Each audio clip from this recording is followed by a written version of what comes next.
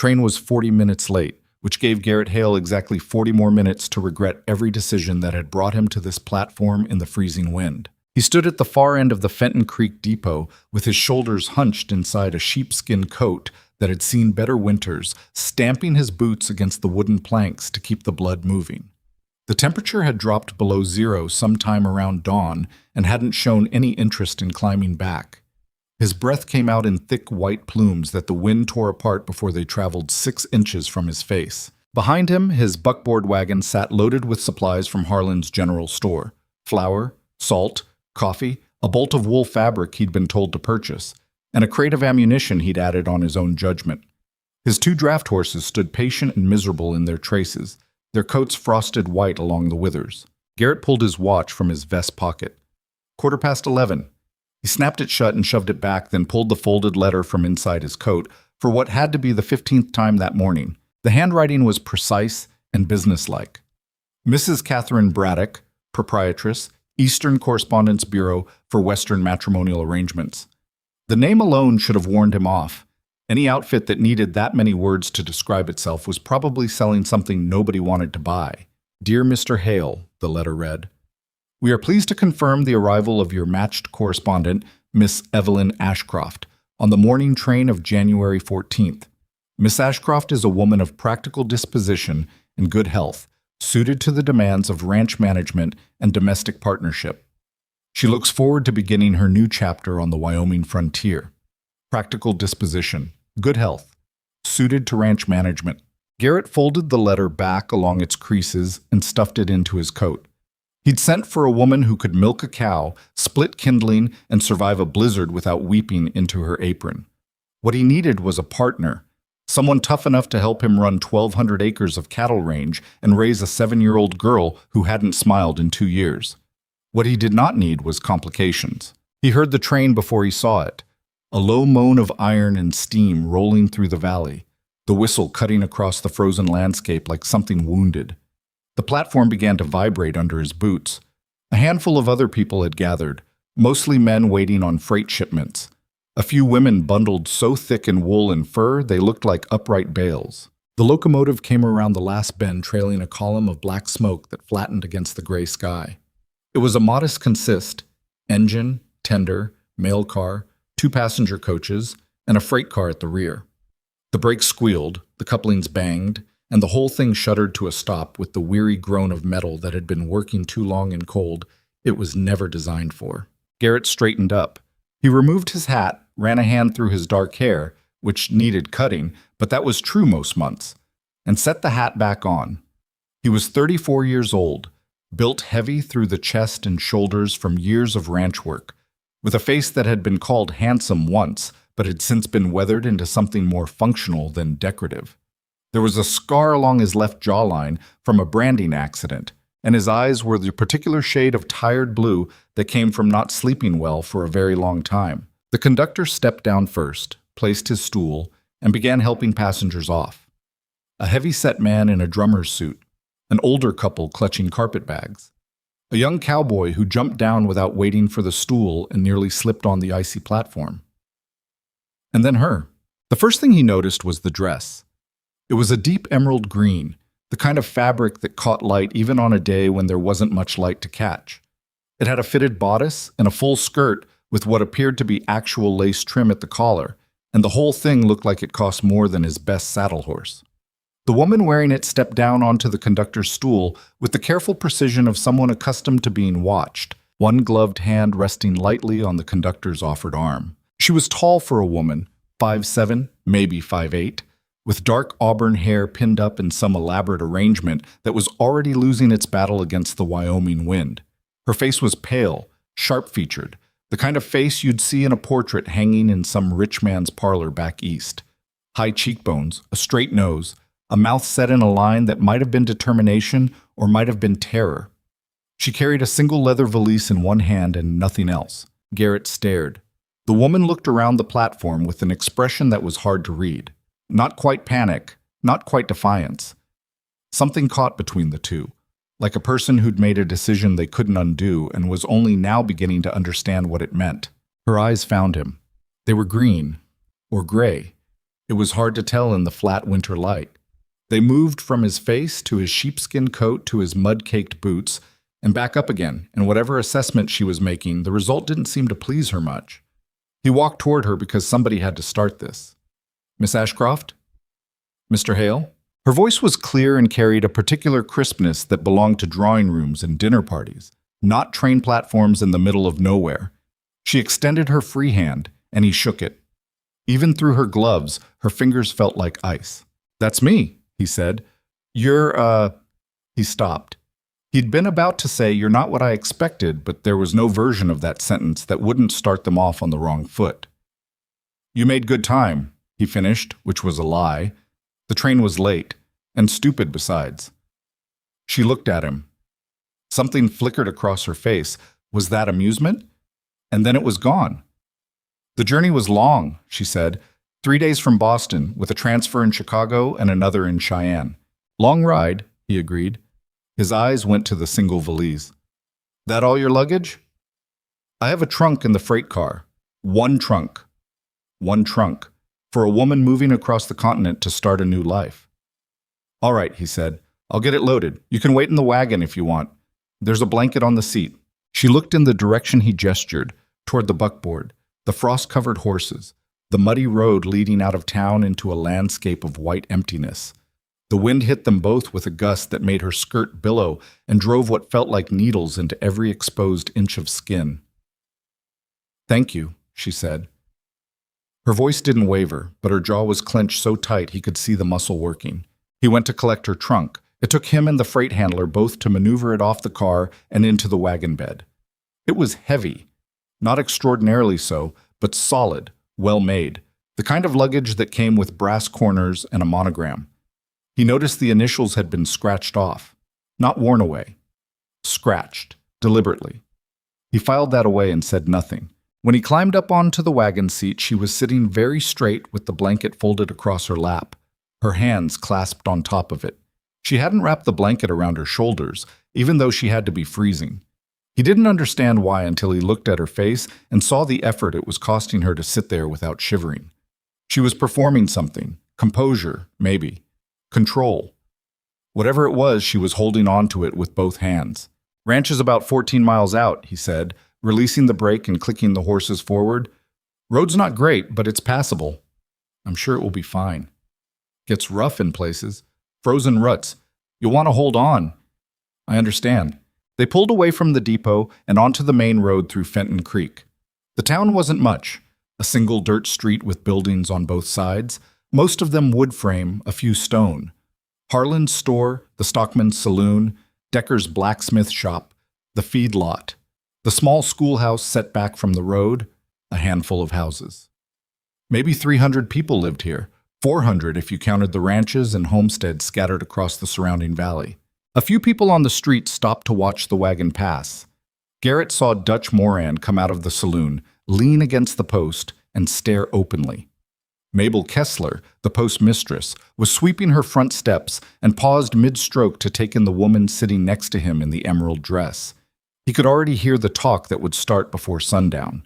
They cleared the edge of town and headed north along the valley road. The landscape opened up, wide, white, empty.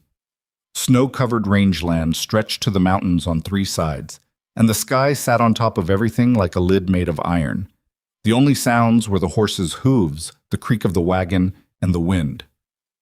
Evelyn Ashcroft did not speak for the first 3 miles. Garrett didn't mind silence. He was built for it, frankly. 2 years of widowhood on a remote cattle ranch had made him more comfortable with quiet than with conversation. But this silence had a different quality. It was loaded, full of things unsaid, and after a while it started to feel heavier than the cold. "I should probably tell you a few things," he said, not looking at her. "About the ranch?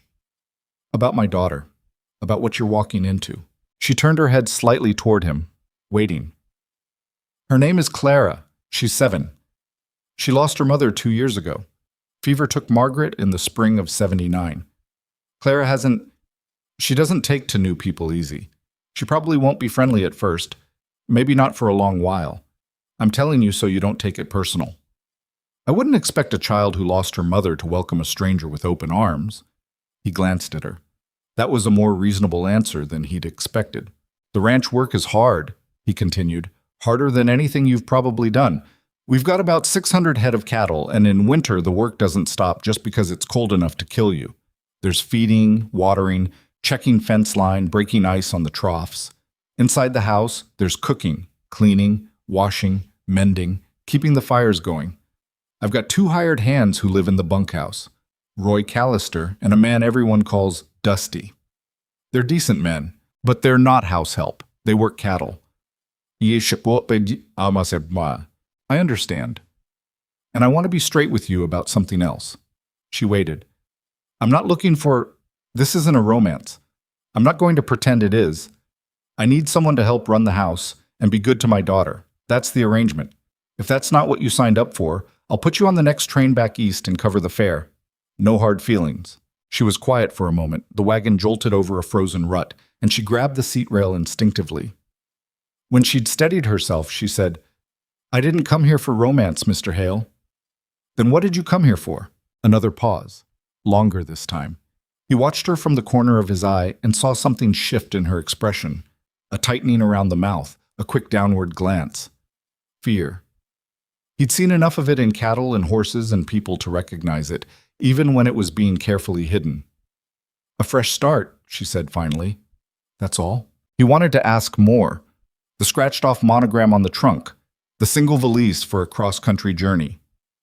The emerald dress that was clearly expensive, but also clearly the wrong thing to be wearing in Wyoming in January. None of it added up to a woman looking for a practical frontier life, and all of it added up to a woman running from something. But he'd said what he needed to say, and she'd given him the only answer she was willing to give. For now, that would have to do.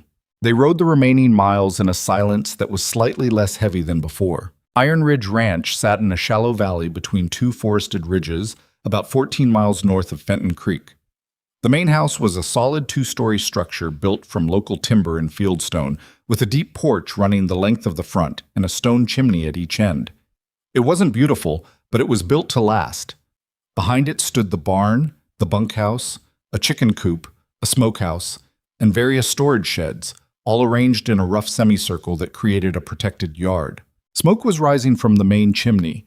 That meant Mrs. Pruitt, the widow who came 3 days a week to cook and watch Clara, had kept the fire going. Garrett pulled the wagon up to the porch steps and set the brake. He climbed down and came around to offer Evelyn his hand. She took it, stepped down, and stood looking at the house with an expression he couldn't read. It's not Boston, he said. No, she agreed. It isn't. The front door opened and Clara appeared. She was small for 7, with her mother's brown hair and Garrett's blue eyes, wearing a wool dress that was too big for her and thick knitted stockings. She stood in the doorway with one hand on the frame and stared at the woman in the emerald dress with the flat, appraising look of a child who has learned early that new things are not to be trusted. Clara, Garrett said, this is Miss Ashcroft. She's going to be staying with us. Clara looked at Evelyn. Evelyn looked at Clara. Hello, Clara, Evelyn said. She didn't kneel down or use the sugary voice that adults sometimes used with children. She just spoke to her directly, the way she'd speak to anyone. It's very nice to meet you. Clara said nothing. After a long moment, she turned and walked back inside. Evelyn's face didn't change, but Garrett saw her shoulders drop about half an inch. I told you, he said quietly. You did. He carried her trunk inside while Evelyn followed. Mrs. Pruitt met them in the front hall. A solid, iron-haired woman in her 60s who looked Evelyn up and down with the same skeptical expression the rest of the town would probably use. Mrs. Pruitt, this is Miss Ashcroft. Miss Ashcroft, Mrs. Pruitt has been helping me with Clara and the house. How do you do? Evelyn said, extending her hand. Mrs. Pruitt shook it briefly. Made stew, she said to Garrett. Bread's on the counter. I'll be back Thursday. She collected her coat and was out the door within 2 minutes, the way she always was. Not unfriendly, just efficient, and not interested in lingering to make conversation about something that was none of her business, even though she'd certainly have opinions about it later at the general store. Garrett showed Evelyn to the spare room upstairs. A small, plain space, with a bed, a washstand, a chest of drawers, and a window that looked out over the snow-covered valley. The window had frost on the inside of the glass. There's extra quilts in the chest, he said, setting her trunk down. Chamber pots under the bed. Outhouses around back, but in this weather you'll probably want to use the pot at night. Breakfast is at 5. I'll show you the rest of the house in the morning. 5 o'clock? In the morning, yes. She absorbed this without comment. I'm sorry it's not... Look, I know this isn't what you were probably picturing. For the first time since she'd stepped off the train, something broke through the careful composure on her face. It wasn't tears, it wasn't complaint, it was a kind of raw, exhausted honesty. Mr. Hale, I haven't been picturing anything. I have been on trains for 3 days with almost no sleep, and before that I was... She stopped herself. Whatever she'd been about to say, she pulled it back. I'm tired. If you don't mind, I'd like to rest before supper. Sure. Take whatever time you need. He left her there and went back downstairs. Clara was sitting at the kitchen table with a piece of bread and a cup of milk, not eating, just sitting. She seems nice, Garrett tried. Clara looked at him with an expression that said she was not interested in this particular lie. Give her a chance, Bug, that's all I'm asking. She's wearing a fancy dress. People wear all kinds of things. Mama never wore a dress like that. And there it was, the comparison that would hang over everything, spoken plainly by a child who didn't know how to be anything but honest. Garrett sat down across from her and folded his hands on the table.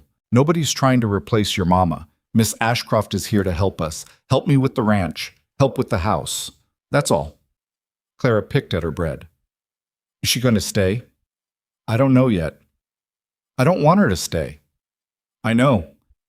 He didn't argue. There was no point in arguing with grief, especially a child's grief.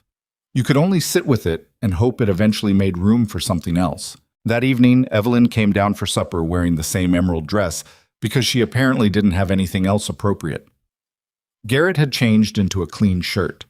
Clara sat at her place and ate without speaking. Evelyn ate Mrs. Pruitt's stew with the careful manners of someone who'd been taught to hold her fork properly at a table that probably cost more than this entire house. The stew was thick, heavy, made for men who worked outside in killing cold. Evelyn ate every bite. Garrett noticed that, whatever else she wasn't precious about food. The stew is very good, she said. Mrs. Pruitt makes it, Clara said, her first voluntary words to Evelyn.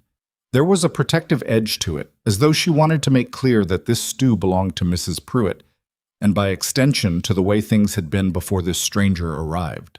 She's an excellent cook, Evelyn said. Clara returned to silence. After supper, Garrett washed the dishes while Evelyn dried. She'd offered, and he couldn't think of a reason to refuse. They worked side by side at the kitchen counter, and he was aware of how strange it was, this domestic intimacy with a woman he'd met 6 hours ago. Her hands, he noticed, were shaking slightly. From cold or exhaustion or something else, he couldn't tell. I should warn you about tomorrow, he said, handing her a bowl. More warnings? The stove. It's temperamental. Takes about 10 minutes to get going in the morning, and you have to open the flue all the way first or the whole kitchen fills with smoke. I'll show you, but it takes practice. I've never actually used a wood-burning stove. He stopped washing and looked at her. Never? Where I came from, the cooking was done by staff. I know how to plan a menu and manage a household budget, but the physical cooking itself... She paused, and something that might have been shame crossed her features. No, I haven't done it. Garrett turned back to the sink. He scrubbed a pot for a while, thinking. What can you do? He asked. Not unkindly, just practically. I can read and write in 3 languages. I can do complex mathematics. I can manage accounts and correspondence. I can organize and catalog large volumes of records. I can play piano, although I don't imagine that's useful here. I can sew. Basic mending, at least. And I learn quickly. She dried the bowl carefully and set it on the shelf. I know none of that is what you need. The accounts part might be useful, he said. Ranch books are a mess. I noticed you have a ledger on your desk in the front room. You noticed that in the 10 minutes you were downstairs? I notice things. It's something I'm good at. He handed her the last plate. Their fingers brushed. She pulled her hand back quickly, not from revulsion, but from the same careful distance she maintained about everything. Miss Ashcroft. Yes? Whatever you're running from, and don't tell me you're not, because we both know better. I need to know if it's the kind of thing that puts my daughter in danger." The silence that followed was absolute. The fire cracked in the stove. Wind pressed against the kitchen window. Somewhere upstairs, a floorboard creaked. Clara, moving around her room. "I don't believe it followed me here," Evelyn said carefully. "I took precautions." "That's not the same as no." "No, it isn't." He dried his hands on a towel and hung it on the hook by the stove. He looked at her standing there in her ridiculous emerald dress in his plain kitchen, and he saw, for the first time without the distraction of surprise and disappointment, the real shape of the thing she was carrying. It was in the way she held herself, the rigid spine, the controlled breath, the eyes that tracked movement even in a safe room. He'd seen it in soldiers, the ones who came back from the war and couldn't stop watching doorways. "We'll deal with tomorrow when it comes," he said. "Get some sleep." "Mr. Hale?" "Yeah?" "Thank you for not sending me back." He didn't know what to say to that, so he said nothing. He nodded and went to check the fires and lock the doors, the way he did every night, the way he'd done every night since Margaret died, moving through the dark house with the practiced certainty of a man who knew exactly where every wall and doorframe was. Upstairs, he paused outside Clara's room. The door was ajar. She was in bed with the covers pulled up to her chin, staring at the ceiling. "You all right? She's not like Mama." "No, she's not." "I don't like her dress." "It's just a dress, Clara." "It's a city dress. It doesn't belong here." He came in and sat on the edge of her bed. He smoothed the hair back from her forehead the way Margaret used to, and he felt, as he always did, the inadequacy of his big, rough hands trying to do something tender. Sometimes things that don't seem like they belong somewhere turn out to be exactly what was needed. And sometimes they don't. "We'll figure it out." "What if she leaves?" "Then she leaves." "What if she stays and she's mean?" "Then I'll put her on a train and she'll be gone."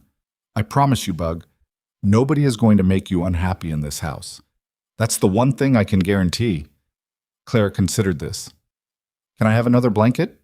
It's cold."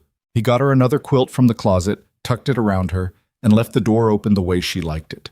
Then he walked past the closed door of the spare room where Evelyn Ashcroft was presumably lying awake in a cold bed in a strange house at the edge of the world.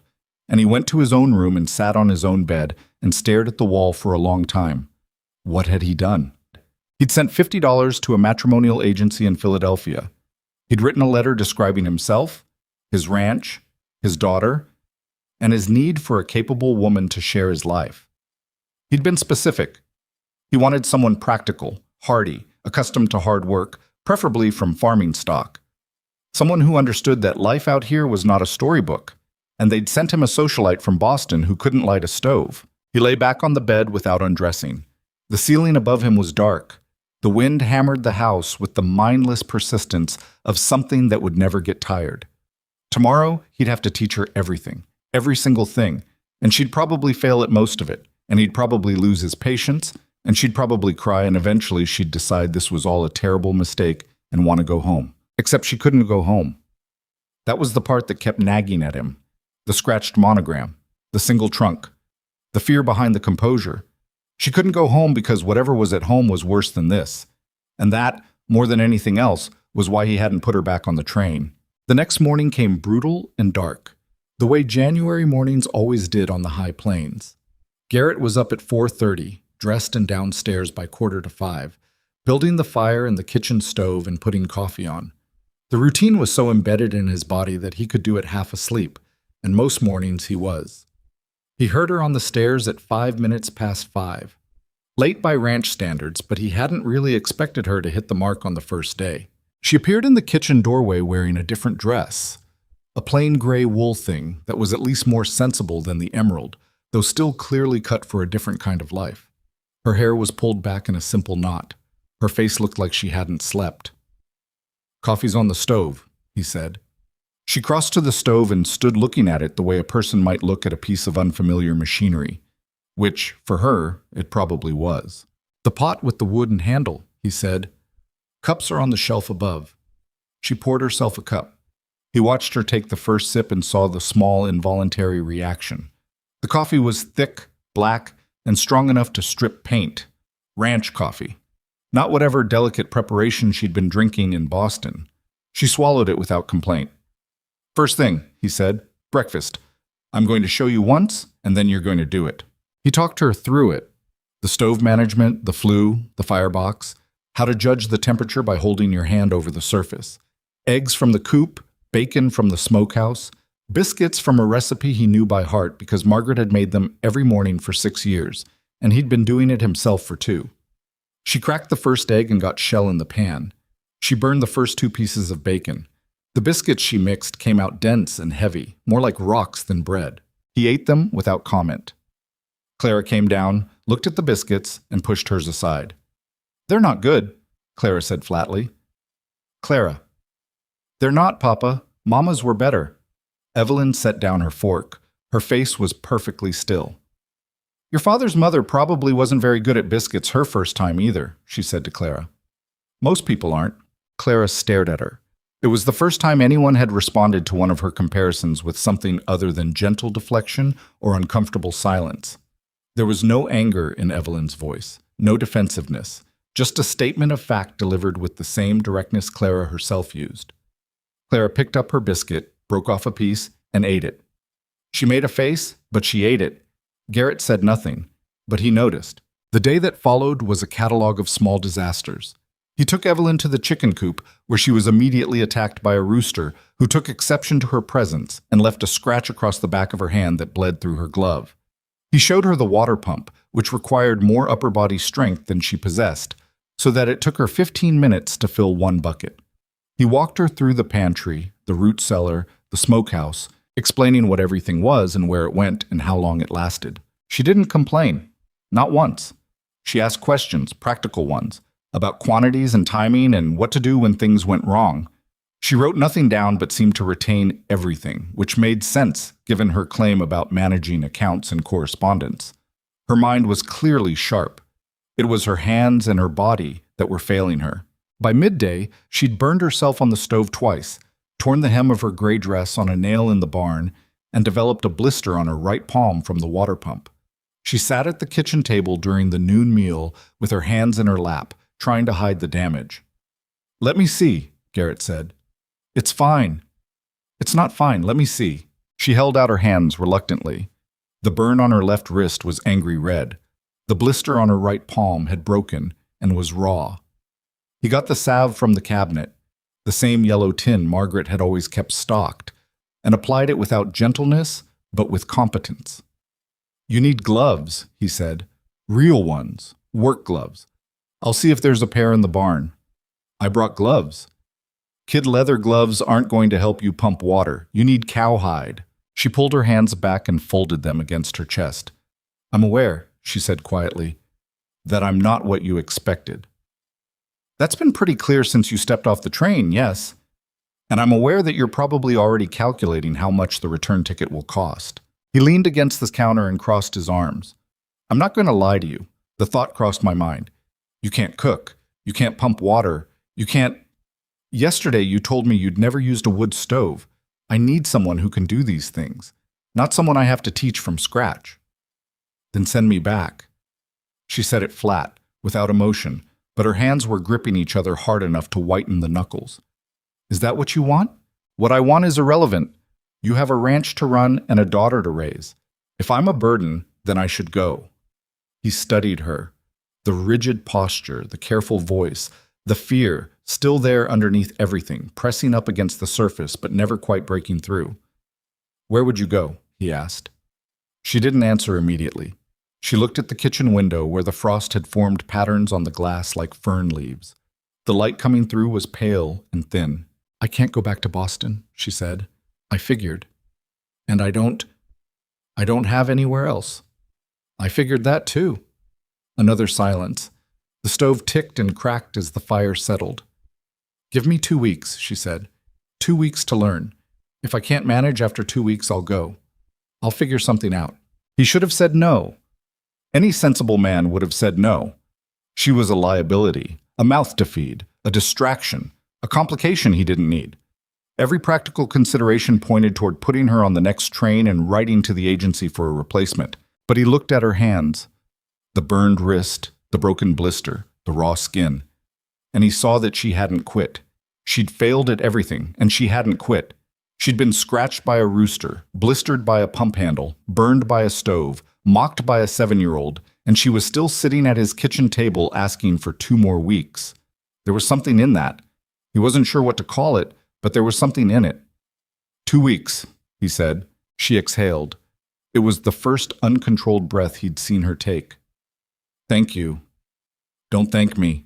Just learn fast. The 2 weeks that followed were among the most difficult Garrett Hale had experienced since burying his wife, and not for the reasons he would have predicted. Evelyn Ashcroft failed constantly. She burned food. She let the fire die in the stove 3 times before she mastered the timing. She dropped a bucket of milk in the barn and stood in the spreading white puddle staring at it with an expression of such blank fury that even Dusty, who wasn't known for his emotional sensitivity, backed away and found somewhere else to be. But she didn't stop. Each morning she was in the kitchen before him, already fighting with the stove. Each evening she stayed up late by the lamplight studying the ranch ledgers, which she'd taken over without being asked and which, within 4 days, she'd reorganized so completely that Garrett could actually find things in them. She learned to pump water by adjusting her technique, using her body weight instead of arm strength. She made biscuits every morning until, on the 7th day, they were edible. On the 10th day, they were good. These are okay, Clara said on the 11th morning, which was the closest thing to praise she'd offered anyone in 2 years. Evelyn didn't react. She poured Clara more milk and went back to the stove. But Garrett saw her face as she turned, and there was something there that hadn't been there before. Not quite a smile. Something smaller and harder earned than a smile. A crack in the wall. Roy Callister, the older of Garrett's 2 hands, was the first to say anything about it directly. "She's tougher than she looks," Roy said one afternoon as they worked fence line together, replacing posts that the frost had heaved. Roy was 50-something, lean and weathered, a man who'd been working cattle since before Garrett was born. He didn't waste words. "She burned the stew again last night," Garrett said. "I said tougher, not better at cooking. Woman fell off the porch yesterday morning, ice on the steps, got back up like nothing happened. Didn't say a word about it. I saw her knee later through the tear in her stocking. It looked like raw meat. She didn't mention it. That's what I'm saying. She doesn't mention things. You notice what she doesn't say more than what she does." Garrett drove a post into the frozen ground with 3 hard swings. "You think something's wrong with her? I mean, aside from the obvious?" Roy leaned on his fence tool and squinted at the mountains. "I think she's scared of something, and I think whatever it is, it's bigger than burnt stew and mean roosters. I've seen runaway horses and I've seen running women, and there's a look they both get. She's got it. She told me she couldn't go back to Boston. I believe it. She hasn't told me why. Give it time. Or don't give it time, say, some things people tell you when they're ready, and pushing doesn't speed it up." Garrett nodded. He respected Roy's judgment more than almost anyone else's. The old cowhand had a way of seeing things plainly that cut through the mess. The relationship between Evelyn and Clara evolved in ways Garrett hadn't anticipated. Clara's initial hostility didn't soften. It shifted, becoming something more complicated. The child tested Evelyn constantly, comparing everything she did to how Margaret had done it, rejecting help, ignoring conversation. And Evelyn absorbed it all without fighting back, which seemed to confuse Clara more than any other response could have. One evening, Garrett came in from the barn to find them both at the kitchen table. Clara was doing her reading lessons. She attended the small school in town when the weather allowed, but winter often kept her home for weeks at a time. Evelyn was sitting across from her, not helping, not interrupting, just reading her own book. They weren't interacting. They were simply existing in the same space, which was, Garrett realized, the first time Clara had allowed that to happen. He stood in the doorway and watched them for a moment. 2 people sitting at a table, not talking, not looking at each other. It shouldn't have felt significant, but in a house where every new thing was treated as a threat, the simple act of a child tolerating a stranger's presence felt like the first crack in spring ice. That night, after Clara was in bed, Evelyn sat in the front room going through the ranch ledgers. Garrett sat across from her, cleaning his rifle. A nightly ritual that kept his hands busy while his mind worked through whatever needed working through. "Your accounts are in worse shape than I thought," she said without looking up. "I'm not much of a bookkeeper. You're being overcharged for feed. Harlan's prices are 20% above what the feedlot in Cheyenne charges, even accounting for freight. Harlan's convenient.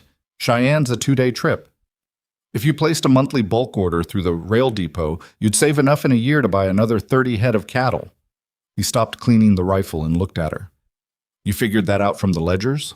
I figured it out from the ledgers, the receipts you had stuffed in the desk drawer, and a price list from the Cheyenne stockyard that was buried under 6 months of old newspapers. He couldn't help it. He almost laughed. It wasn't funny exactly, but it was the first time since Margaret died that someone had sat in that chair and talked to him about the business of the ranch as though it were a shared concern rather than his burden alone. What else? He asked. She looked up. You want me to keep going? If you've got more, I want to hear it. She had more. She had observations about the cattle counts, questions about the grazing rotation, suggestions about the timing of the spring sale. Not all of it was right.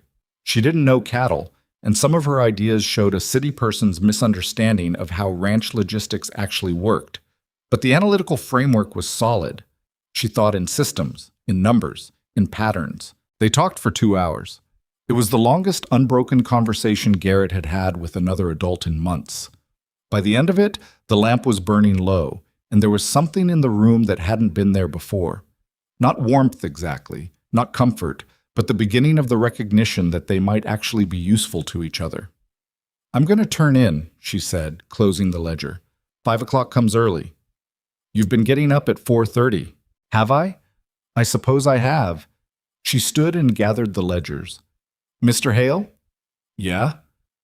The 2 weeks are almost up. I know. Have you made a decision? He set the rifle aside and rubbed his face with both hands. He was tired. He was always tired. You burned the stew again tonight. I did. And the bread was still heavy. It was. But the accounts are organized for the first time in 2 years, and you figured out I'm overpaying for feed, and Clara ate a whole plate of your biscuits this morning without mentioning her mother once. Evelyn stood very still by the table, the ledgers pressed against her chest like armor. Stay, he said. She closed her eyes, just for a second. When she opened them, they were bright, and she blinked twice rapidly. All right, she said. Good night, Mr. Hale. Good night, Miss Ashcroft.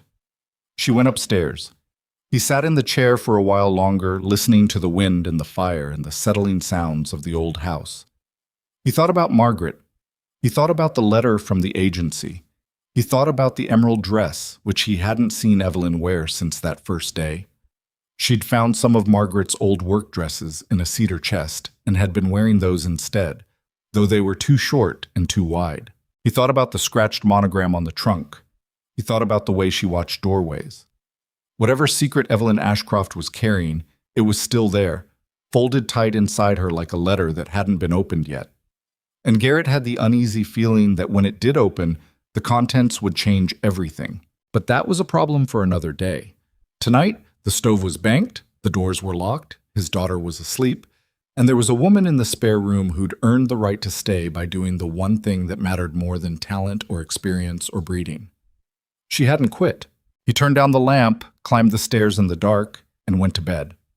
Outside, the wind kept up its relentless assault on the walls, and the temperature dropped another 10 degrees, and the Wyoming prairie stretched away in every direction like an ocean of frozen white, empty and indifferent and vast. Somewhere in that emptiness, something was coming.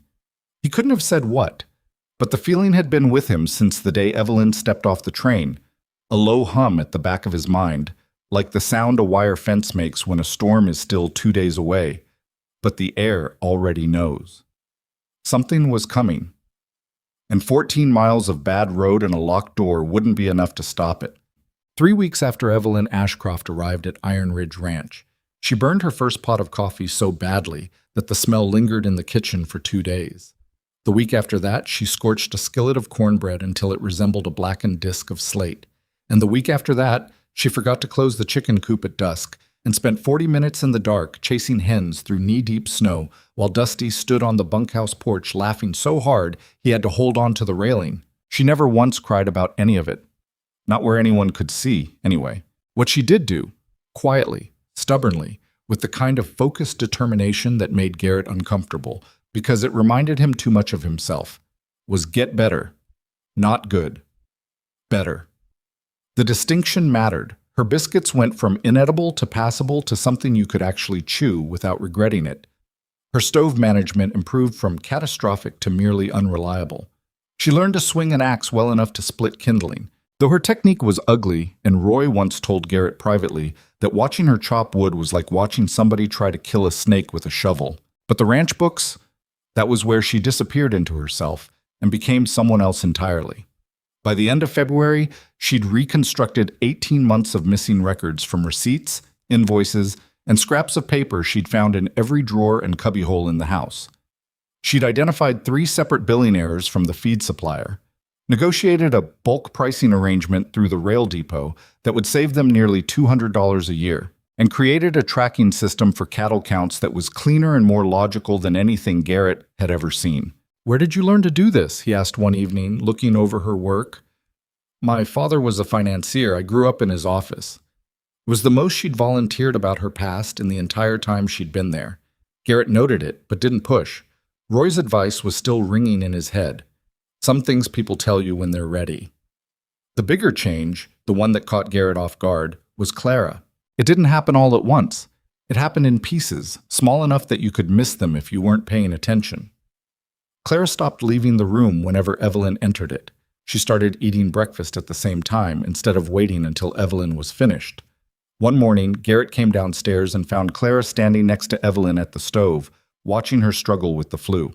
"You have to pull it all the way out and then push it back halfway," Clara said. "That's how Mama did it." Evelyn looked down at the girl. "Show me?" Clara reached up and adjusted the flue handle. The draft caught, and the fire roared to life. "Thank you," Evelyn said. Clara shrugged and went to set the table. But she'd helped. She'd voluntarily helped the woman she'd spent weeks ignoring, and neither of them made a production of it, which was probably why it worked. By March, the two of them had developed a peculiar kind of rhythm that wasn't friendship and wasn't family, but occupied some unnamed space between the two. Clara still mentioned her mother, frequently, deliberately, but the mentions had shifted from weapons to something more like touchstones. Mama used to put honey in the oatmeal, not as an accusation, but as information, offered with the expectation that Evelyn would incorporate it, which she did. One night, Garrett paused outside Clara's bedroom door and heard Evelyn reading to her. Not a children's story, a chapter from a novel Evelyn had brought in her trunk, something about a ship and a whale. Evelyn's voice was low and steady, and she read with the kind of practiced ease that suggested she'd done this before, maybe for someone else's children, maybe for no one at all, but that the skill was there. Clara was asleep before the chapter ended. Evelyn closed the book, adjusted the quilts, and turned to find Garrett standing in the hallway. "She asked me to," Evelyn said, as though she'd been caught doing something wrong. "I heard. I can stop if—" "Don't stop." They stood in the dark hallway, 3 feet apart, with the sound of Clara's breathing coming through the open door. It was the closest they'd been to each other since the night she'd arrived, and Garrett was suddenly aware of how small the hallway was, how close the walls, how strange it was to share a house with someone you barely knew, but whose presence had already rearranged the furniture of your daily life. "Good night, Mr. Hale." "Good night, Miss Ashcroft." She went to her room. He went to his. The distance between them was maintained, careful, and deliberate, like a property line that both parties respected because the consequences of crossing it were too uncertain to risk. Spring came late that year, the way it always did in the high country. Not gradually, but in violent surges. Warm days followed by killing frosts, mud one morning and ice the next. The snow retreated from the valley floor but held in the ridges above the ranch, and the creek that ran through the south pasture swelled with meltwater, until it jumped its banks and flooded 2 acres of grazing land. Garrett and Roy spent 3 days building a temporary levee, working in mud up to their knees.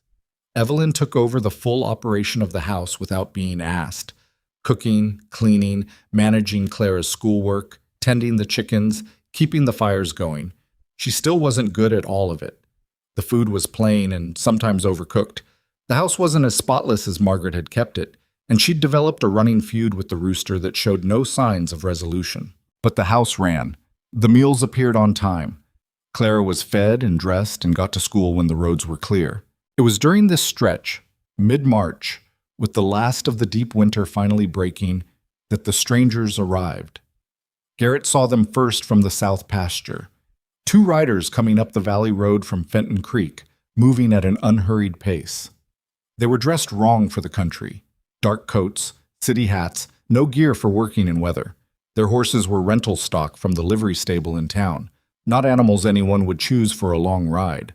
He told Roy to keep working and rode down to meet them at the gate. The first man was tall, thin, with a face like a blade and pale eyes that moved constantly, cataloging everything: the house, the outbuildings, the fence line, the position of every structure and every person visible.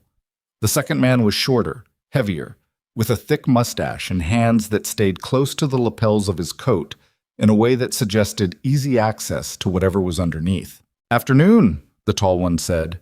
He had an Eastern accent. New York, maybe, or New Jersey, not Boston. "This the Hale property?" "It is. I'm Garrett Hale. Nice spread you've got here." The tall man smiled, but it was the kind of smile that didn't reach any part of his face above the mouth. "We're looking for someone, a woman. She would have come through this area sometime in January, maybe February. Dark hair, tall, well-spoken, probably using a different name than the one she was born with." Garrett leaned on his saddle horn. His rifle was in the scabbard, and he was aware of exactly how many seconds it would take to draw it. "A lot of women come through this area. It's a territory, not a monastery. This particular woman would stand out. She's educated, refined, not the type you'd normally find in a place like this." The tall man's eyes moved to the house. "She may have been traveling alone. She may have had luggage that seemed expensive for someone claiming to be ordinary. What do you want with her?" "She's wanted for theft.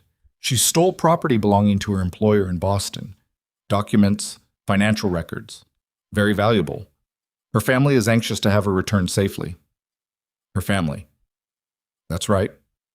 And you two are, what, concerned relatives?"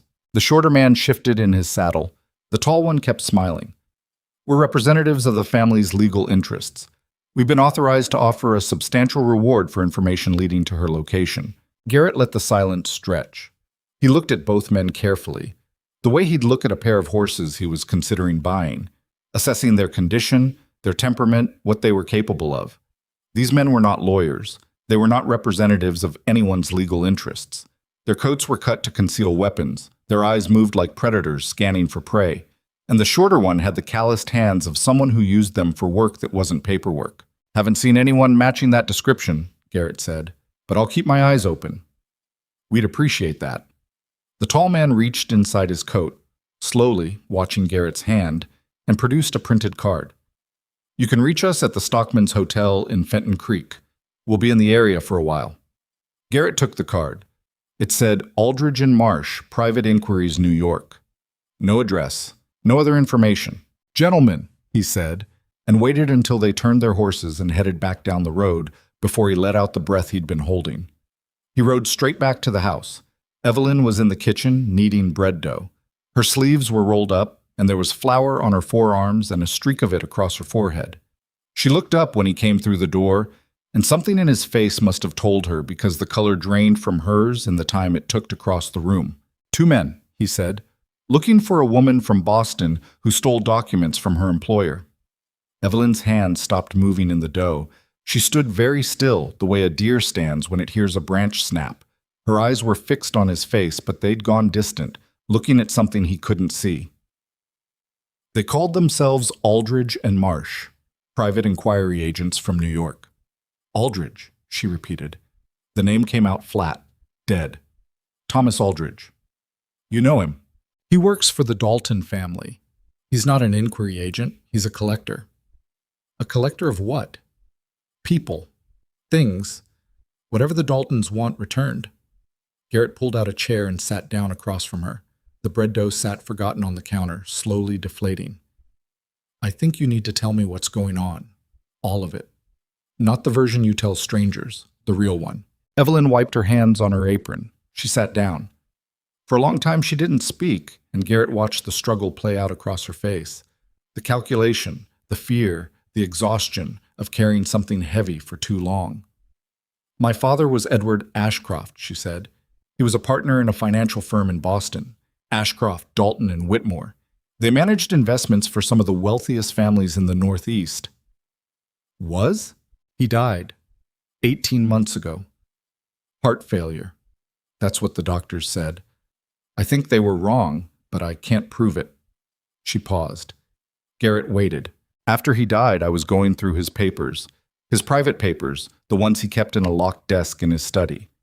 And I found records, ledgers, correspondence, internal memoranda, documentation showing that the firm had been operating a systematic fraud for over a decade. They were stealing from their clients, diverting investment funds into private accounts controlled by the Dalton family. Millions of dollars, dozens of victims. And your father was part of it? The question landed hard. Evelyn flinched, but she didn't look away. He was part of the firm. Whether he was part of the fraud, I don't know. The documents I found were in his possession, but I don't know if he kept them because he was complicit or because he was trying to build a case against his partners. He never told me. He died before I could ask. So you took the documents? I took the documents. I took them because Marcus Dalton, he's the head of the family, the senior partner, came to see me 2 days after the funeral. He came to my house, sat in my father's chair, and told me he needed to collect certain papers from my father's office. Private papers, he said. Partnership business. And the way he said it, she stopped. Her hands were gripping the edge of the table. He wasn't asking. He was informing me of what was going to happen. And when I looked at his face, I knew. I knew my father hadn't died of heart failure. Ye? Garrett said nothing for a moment. The kitchen was quiet except for the stove and the wind. You think they killed him? I think my father found out what they were doing, and I think they found out he knew, and I think they solved the problem the way the Daltons solve every problem, quietly, cleanly, in a way that leaves no evidence. And the documents, they're the evidence. They're everything: account numbers, transfer records, forged signatures, client reports showing fabricated returns. If those documents reach the right authorities, a federal prosecutor, a newspaper, anyone with the power to act, the Dalton empire collapses. Marcus Dalton goes to prison. The entire operation unravels. Where are the documents now? Evelyn looked at him. That careful look again, the one that weighed risk against necessity, and tried to calculate whether trust was worth the cost.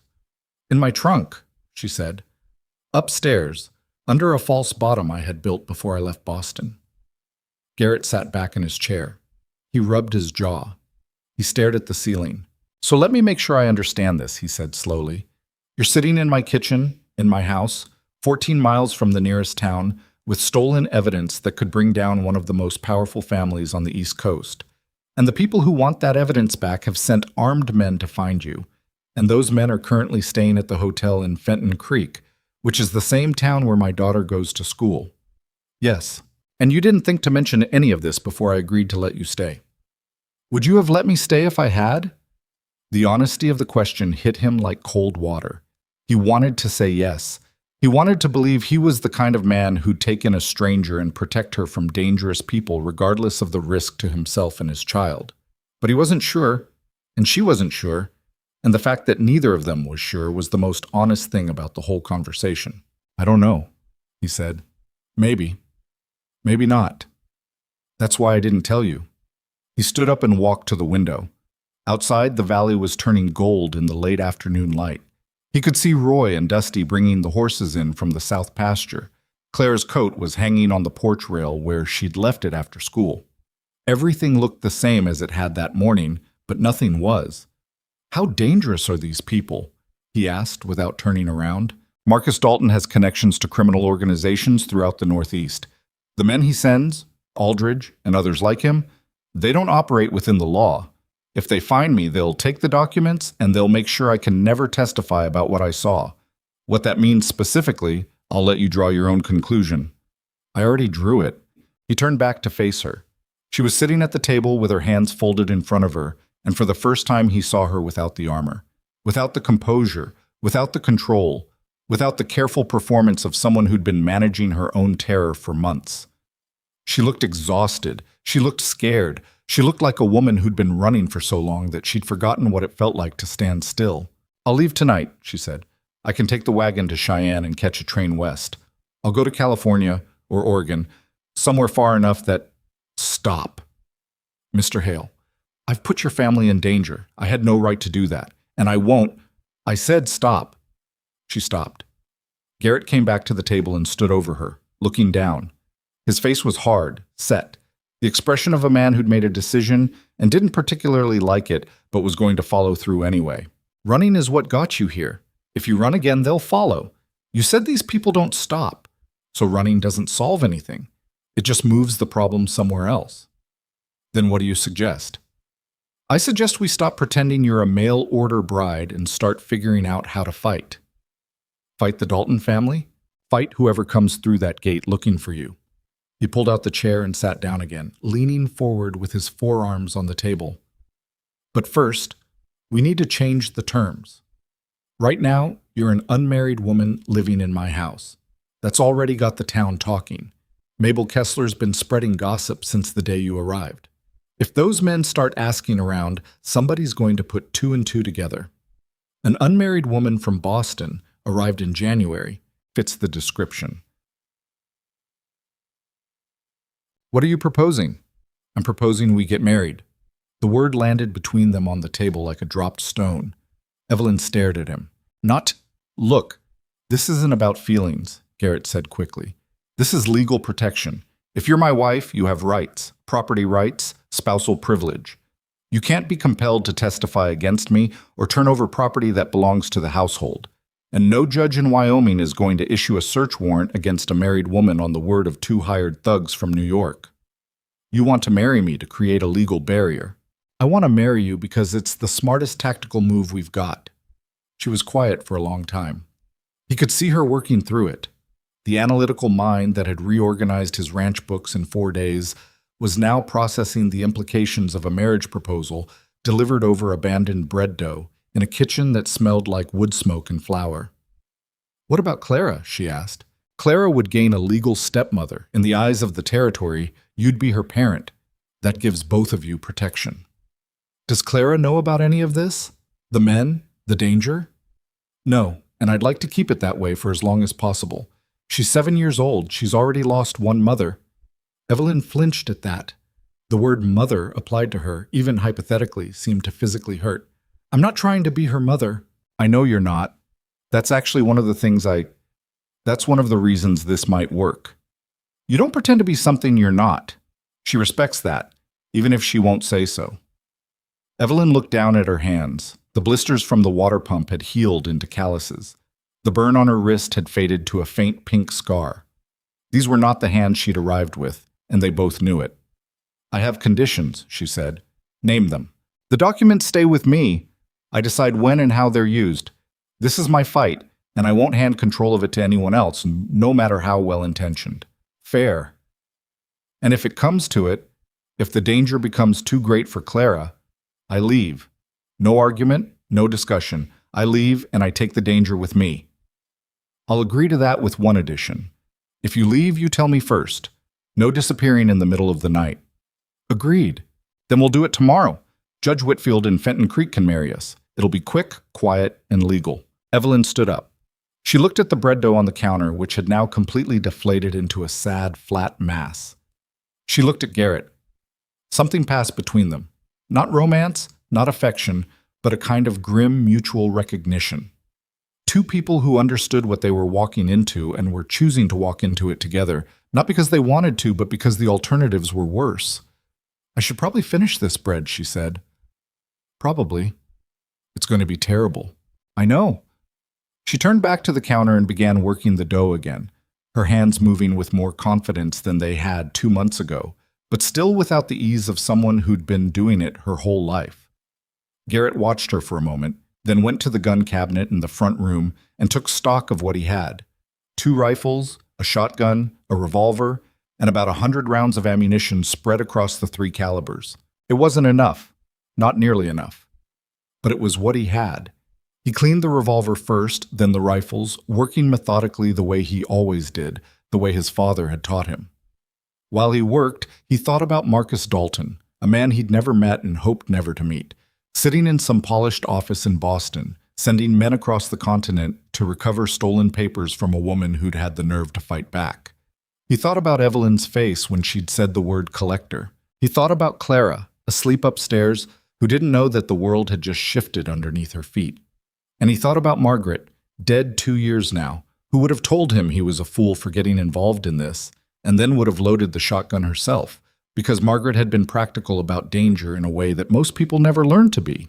The marriage happened the next afternoon in Judge Whitfield's cramped office above the hardware store in Fenton Creek. Roy Callister stood as witness.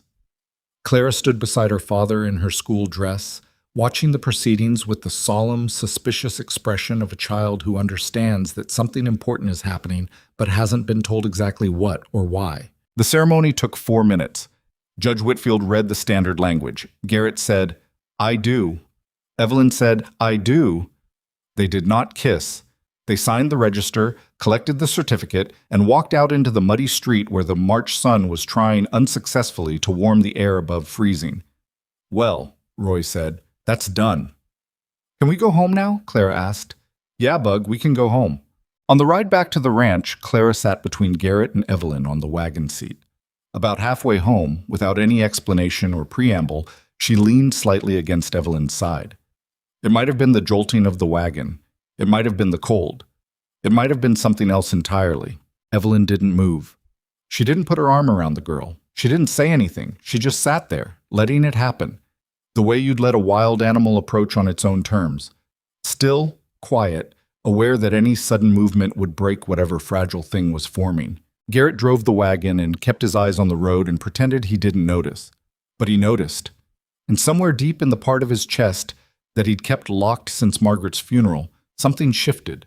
A tumbler falling into place. A door opening a crack. He pushed it shut. There wasn't time for that now. There might never be time for it. What they had was an arrangement, a tactical alliance sealed with a legal document in a room above a hardware store. That was all it was, and that was all it needed to be. The road stretched ahead, rutted and muddy and long. Behind them, Fenton Creek shrank into the distance.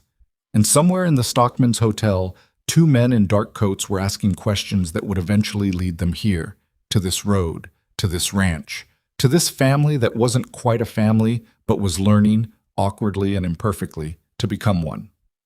The first thing Garrett taught her was how to hold a rifle without flinching. They started the morning after the wedding, behind the barn where the hillside rose steeply enough to serve as a natural backstop. He set up 3 tin cans on a fence rail at 30 yards and handed her the Winchester, the lighter of his 2 rifles, the one Margaret had used for coyotes. Evelyn took it the way she took everything new, with careful hands and an expression that was half concentration, half controlled terror. "Butt into your shoulder," Garrett said. "Tight, not gentle, tight. If there's a gap between the stock and your body, the recoil's going to kick you backward and you'll miss everything." She pressed the rifle into her shoulder. Tighter. She adjusted. "Now, look down the barrel. Line up the front sight with the notch in the rear sight. Put the top of the front sight on the can, not above it, not below it. On it." She aimed. Her arms were shaking. "Breathe. Let half the breath out and hold what's left. Then squeeze the trigger. Don't pull it. Don't jerk it. Squeeze it like you're wringing water out of a cloth. Slow, steady, even." She fired. The rifle kicked. She stumbled back a step. The bullet hit the hillside about 6 feet above and 3 feet to the left of the nearest can. "Again," Garrett said. She fired again. Missed again. And again. And again. 20 rounds and not a single can went down. By the end, her right shoulder was bruised purple under her dress, and her ears were ringing despite the cotton he'd told her to pack in them.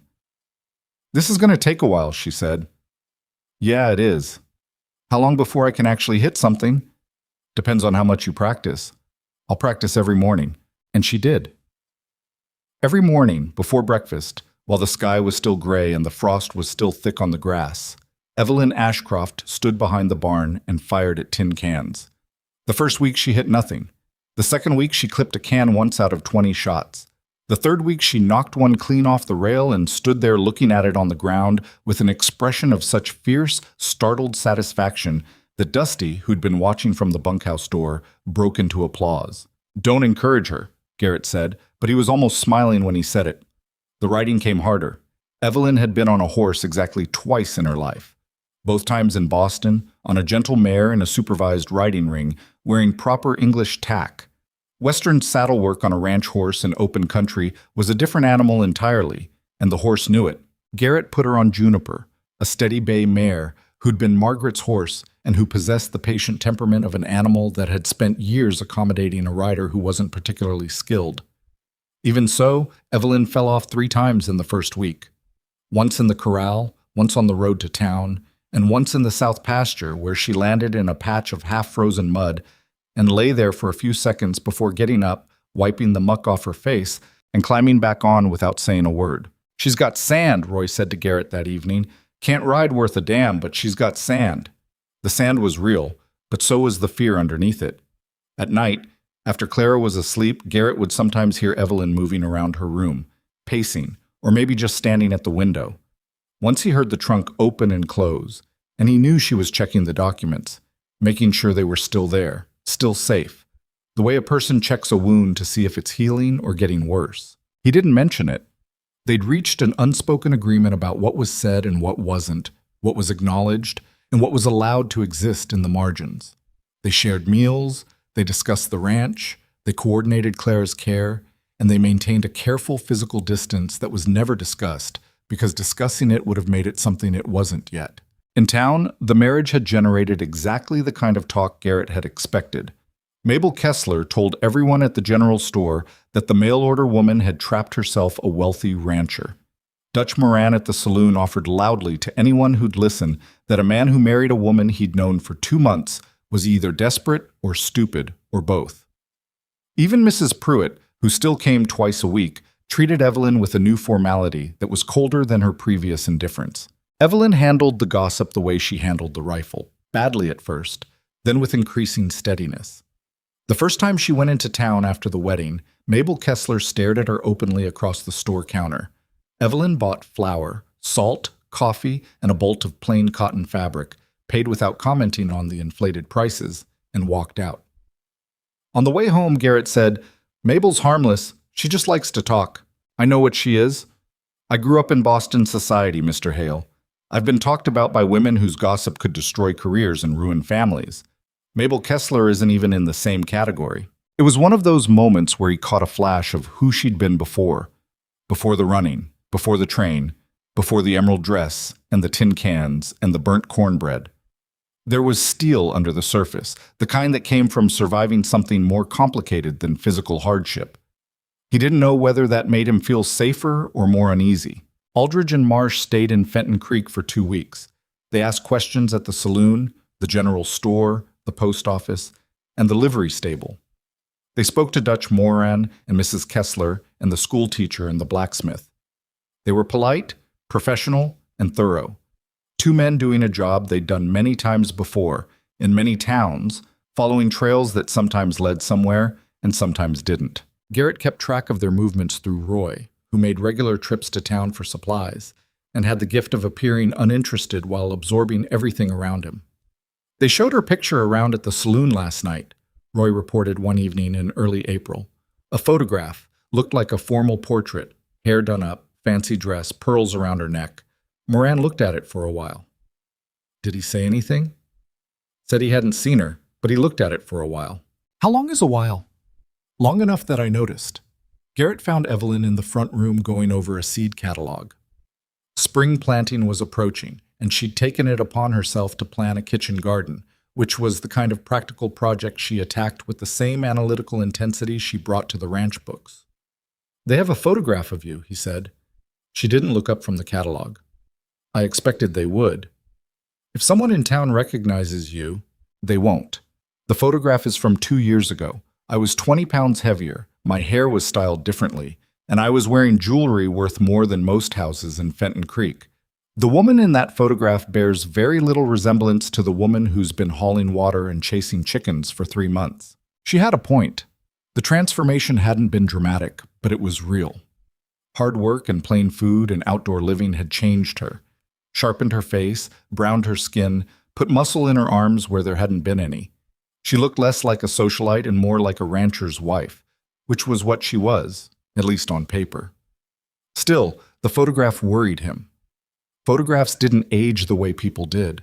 In mid-April, two things happened within 3 days of each other that changed the shape of everything. The first was that Aldridge and Marsh left Fenton Creek. Roy confirmed it. They'd paid their bill at the hotel and ridden south toward Cheyenne. Gone, at least for now. The second was that a woman arrived on the afternoon train from Denver. Her name was Catherine Hale, no relation, and she presented herself at the Iron Ridge Ranch gate carrying a leather satchel and wearing the kind of practical traveling clothes that suggested she spent a lot of time traveling. She was in her 30s, dark-haired, sharp-eyed, with a directness that bordered on aggressive and a habit of asking questions that sounded casual but weren't. "Mrs. Hale," she said to Evelyn at the front door, "I know who you are. I know what you have, and I want to help you use it." Evelyn's face went rigid. Her hand moved instinctively to the doorframe, bracing for whatever came next. "I don't know what you're talking about. Your name before you married was Evelyn Ashcroft. Your father was Edward Ashcroft, partner in the firm of Ashcroft, Dalton, and Whitmore. You left Boston in January carrying documents that prove a decade of financial fraud committed by Marcus Dalton and his associates. You came west, answered a matrimonial advertisement, and married a cattle rancher in Wyoming to establish legal residency and spousal protection. It's a good strategy, by the way, much smarter than the women who just run. Who sent you?" "Nobody sent me. I've been following the Dalton story for 3 years. My name is Catherine Farrow. I used a different name at the train station, for the same reasons you did. I'm an investigative journalist. I write for the Chicago Sentinel." Garrett had been coming around the side of the house from the barn. He heard the last part of the exchange and stepped onto the porch with his hand resting casually on the revolver at his hip. What kind of journalist shows up unannounced at a stranger's door making claims like that? Catherine turned to face him without flinching. "The kind who's been investigating Marcus Dalton since 1878 and has never been able to get enough evidence to publish. Mr. Hale, I've spent 3 years tracking the financial trail that your wife walked out the door with in a leather trunk. I am not working for the Daltons. I am not working with Aldridge or anyone like him. I am working on a story that, if I can get the evidence to support it, will be published simultaneously in newspapers across 6 states and will result in federal criminal charges against every senior member of the Dalton organization. And you just happened to find us. I found you because I've been monitoring Dalton's people. When Aldridge and Marsh left New York heading west, I followed them. They led me to Fenton Creek. After that, it wasn't difficult. There aren't that many recent marriages on file in a town this size, and the physical description of the missing woman matches your wife fairly closely, even allowing for the changes." Garrett looked at Evelyn. Evelyn looked at Garrett. A whole conversation happened in that look. Risk, trust, necessity, the awareness that they were running out of options, and that options were what kept people alive. "Come inside," Evelyn said. They sat at the kitchen table, the same table where Garrett had proposed the marriage, where Clara did her schoolwork, where Evelyn had learned to knead bread. Catherine Farrow spread the contents of her satchel across the surface: newspaper clippings, court documents, financial records, hand-drawn charts connecting names and organizations with lines and arrows. "Marcus Dalton's father started the firm in 1854, Catherine said. Legitimate investment management at first, but by the early 60s they'd begun diverting client funds into private accounts. They used the war as cover. Market volatility made it easy to explain losses that were actually theft. After the war, they expanded. By 1870, they were managing investments for some of the wealthiest families in America, and they were stealing from at least a third of them." "How much?" Evelyn asked. "Conservatively, $4 million over 20 years. The number sat in the room like something physical. Garrett didn't know much about Eastern finance, but he knew what $4 million meant. It was an empire's worth. It was the kind of money that bought politicians, judges, police chiefs, newspaper editors. The kind of money that made problems disappear and people who caused those problems disappear along with them. "Why hasn't anyone stopped them?" he asked. "Because they own the mechanisms of accountability," Catherine said. 3 judges in the New York Circuit are on their payroll. The district attorney in Boston is Marcus Dalton's brother-in-law. They have relationships with half the police commissioners on the Eastern Seaboard. Every time someone tries to bring evidence forward, it gets suppressed, the witnesses get intimidated or bought off, and the investigation dies. Then what makes you think a newspaper story would be any different? Catherine leaned forward. Because a newspaper story doesn't go through the courts. It goes directly to the public. And not just one newspaper. We publish in 6 papers simultaneously in 6 different states. They can't suppress all of them. They can't buy all of them. The story gets out, public pressure builds, federal investigators get involved. It's the only strategy that bypasses the system they've corrupted. Evelyn had been listening without speaking, her eyes moving between Catherine's documents and Catherine's face. Now she spoke. You said you need evidence to support the story. You have all this. She gestured at the papers spread across the table. And it's not enough? It's circumstantial. Patterns, suspicions, secondhand accounts. What I don't have is the primary documentation. The actual ledgers, the transfer records, the forged signatures, the proof. That's what you have. How do I know you won't take the documents and disappear? You don't. But consider the alternative. You're sitting on evidence that could destroy the Dalton organization, and you have no way to use it. You can't go to the authorities because they're compromised. You can't publish it yourself because you don't have the platform. And every day those documents sit in your trunk, the risk increases. Aldridge left, but he'll be back. Or someone worse will come. The Daltons don't stop looking. Evelyn stood up and walked to the window. The late afternoon light was turning the valley gold, the way it did every evening, and the mountains in the distance were still white-capped, even though the valley had been clear for weeks. She stood there for a long time, and Garrett watched her and said nothing, because this was her decision to make. I have conditions, she said finally, still facing the window. Of course. I make copies of everything before you take any originals. The copies stay with me, and I review every word of the article before it's published. If you print anything that puts my family, my husband, my stepdaughter, in danger that could have been avoided, I will deny everything and you'll have nothing. That's reasonable. And one more thing. Evelyn turned from the window. I want my father's name protected.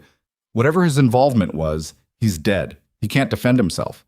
I want the story focused on the Daltons and their operation, not on a dead man who may or may not have been complicit. Catherine considered this. I can't promise complete omission. He was a partner in the firm, and that's a matter of public record. But I can frame his role carefully. He'll be presented as someone whose death raised questions rather than someone who was an active participant. That's the best I'm going to get, isn't it? From me, yes. From anyone else, you wouldn't even get that. Evelyn looked at Garrett.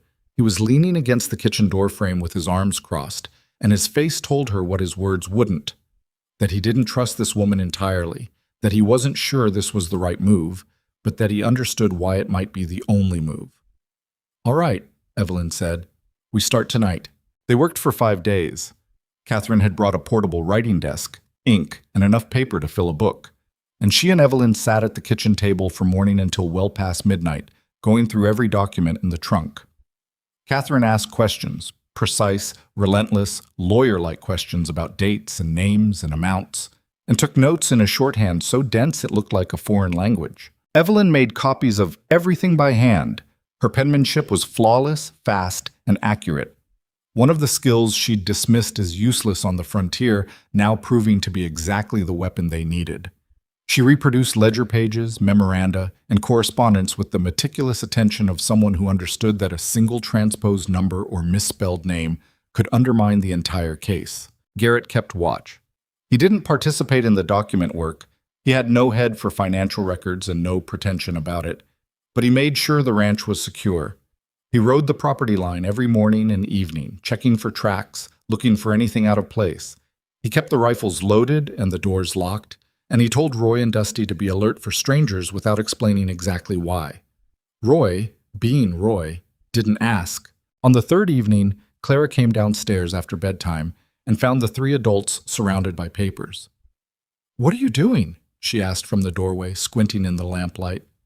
"Working," Garrett said. "On what?" "Ranch business." "Go back to bed, Bug." "That lady isn't a rancher." Clara was looking at Catherine with the same flat, assessing stare she used on everyone new. "Who is she?" "She's helping us with some paperwork," Evelyn said. "Important paperwork about the ranch finances." Clara looked at the papers on the table. She was 7, not stupid.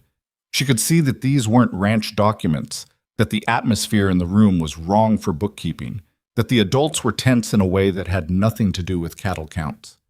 "Is something bad happening?" she asked. Garrett got up, crossed the room, and knelt in front of his daughter. He put his hands on her shoulders and looked her in the eyes. "Nothing bad is happening right now. Some people from back east owe us money, and we're putting together the papers to prove it. That's all. Miss Farrow is a specialist in this kind of thing." "Is that why you keep checking the doors?" He'd underestimated her. Children noticed things that adults thought they were hiding, and Clara noticed more than most. "I check the doors every night. I've always checked the doors." "You check them more now." He didn't have an answer for that. She was right, and lying about it would only make her trust him less. "I'm being careful," he said. "That's my job. Being careful about you and about this family. Everything's fine." Clara studied his face the way she studied everything, seriously, thoroughly, looking for the lie. Whatever she found, she seemed to accept it because she nodded. "Can Evelyn read to me?"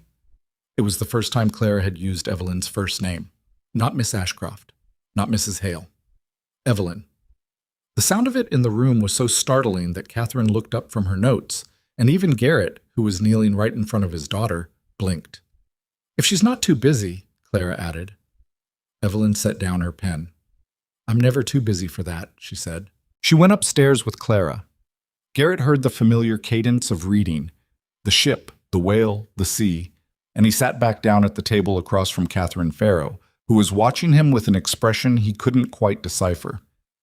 "She loves that child," Catherine said. "She's getting there." "No, she's already there. I've seen enough families to know the difference between tolerance and love. That woman would walk through fire for that little girl." Garrett picked up a document and pretended to read it.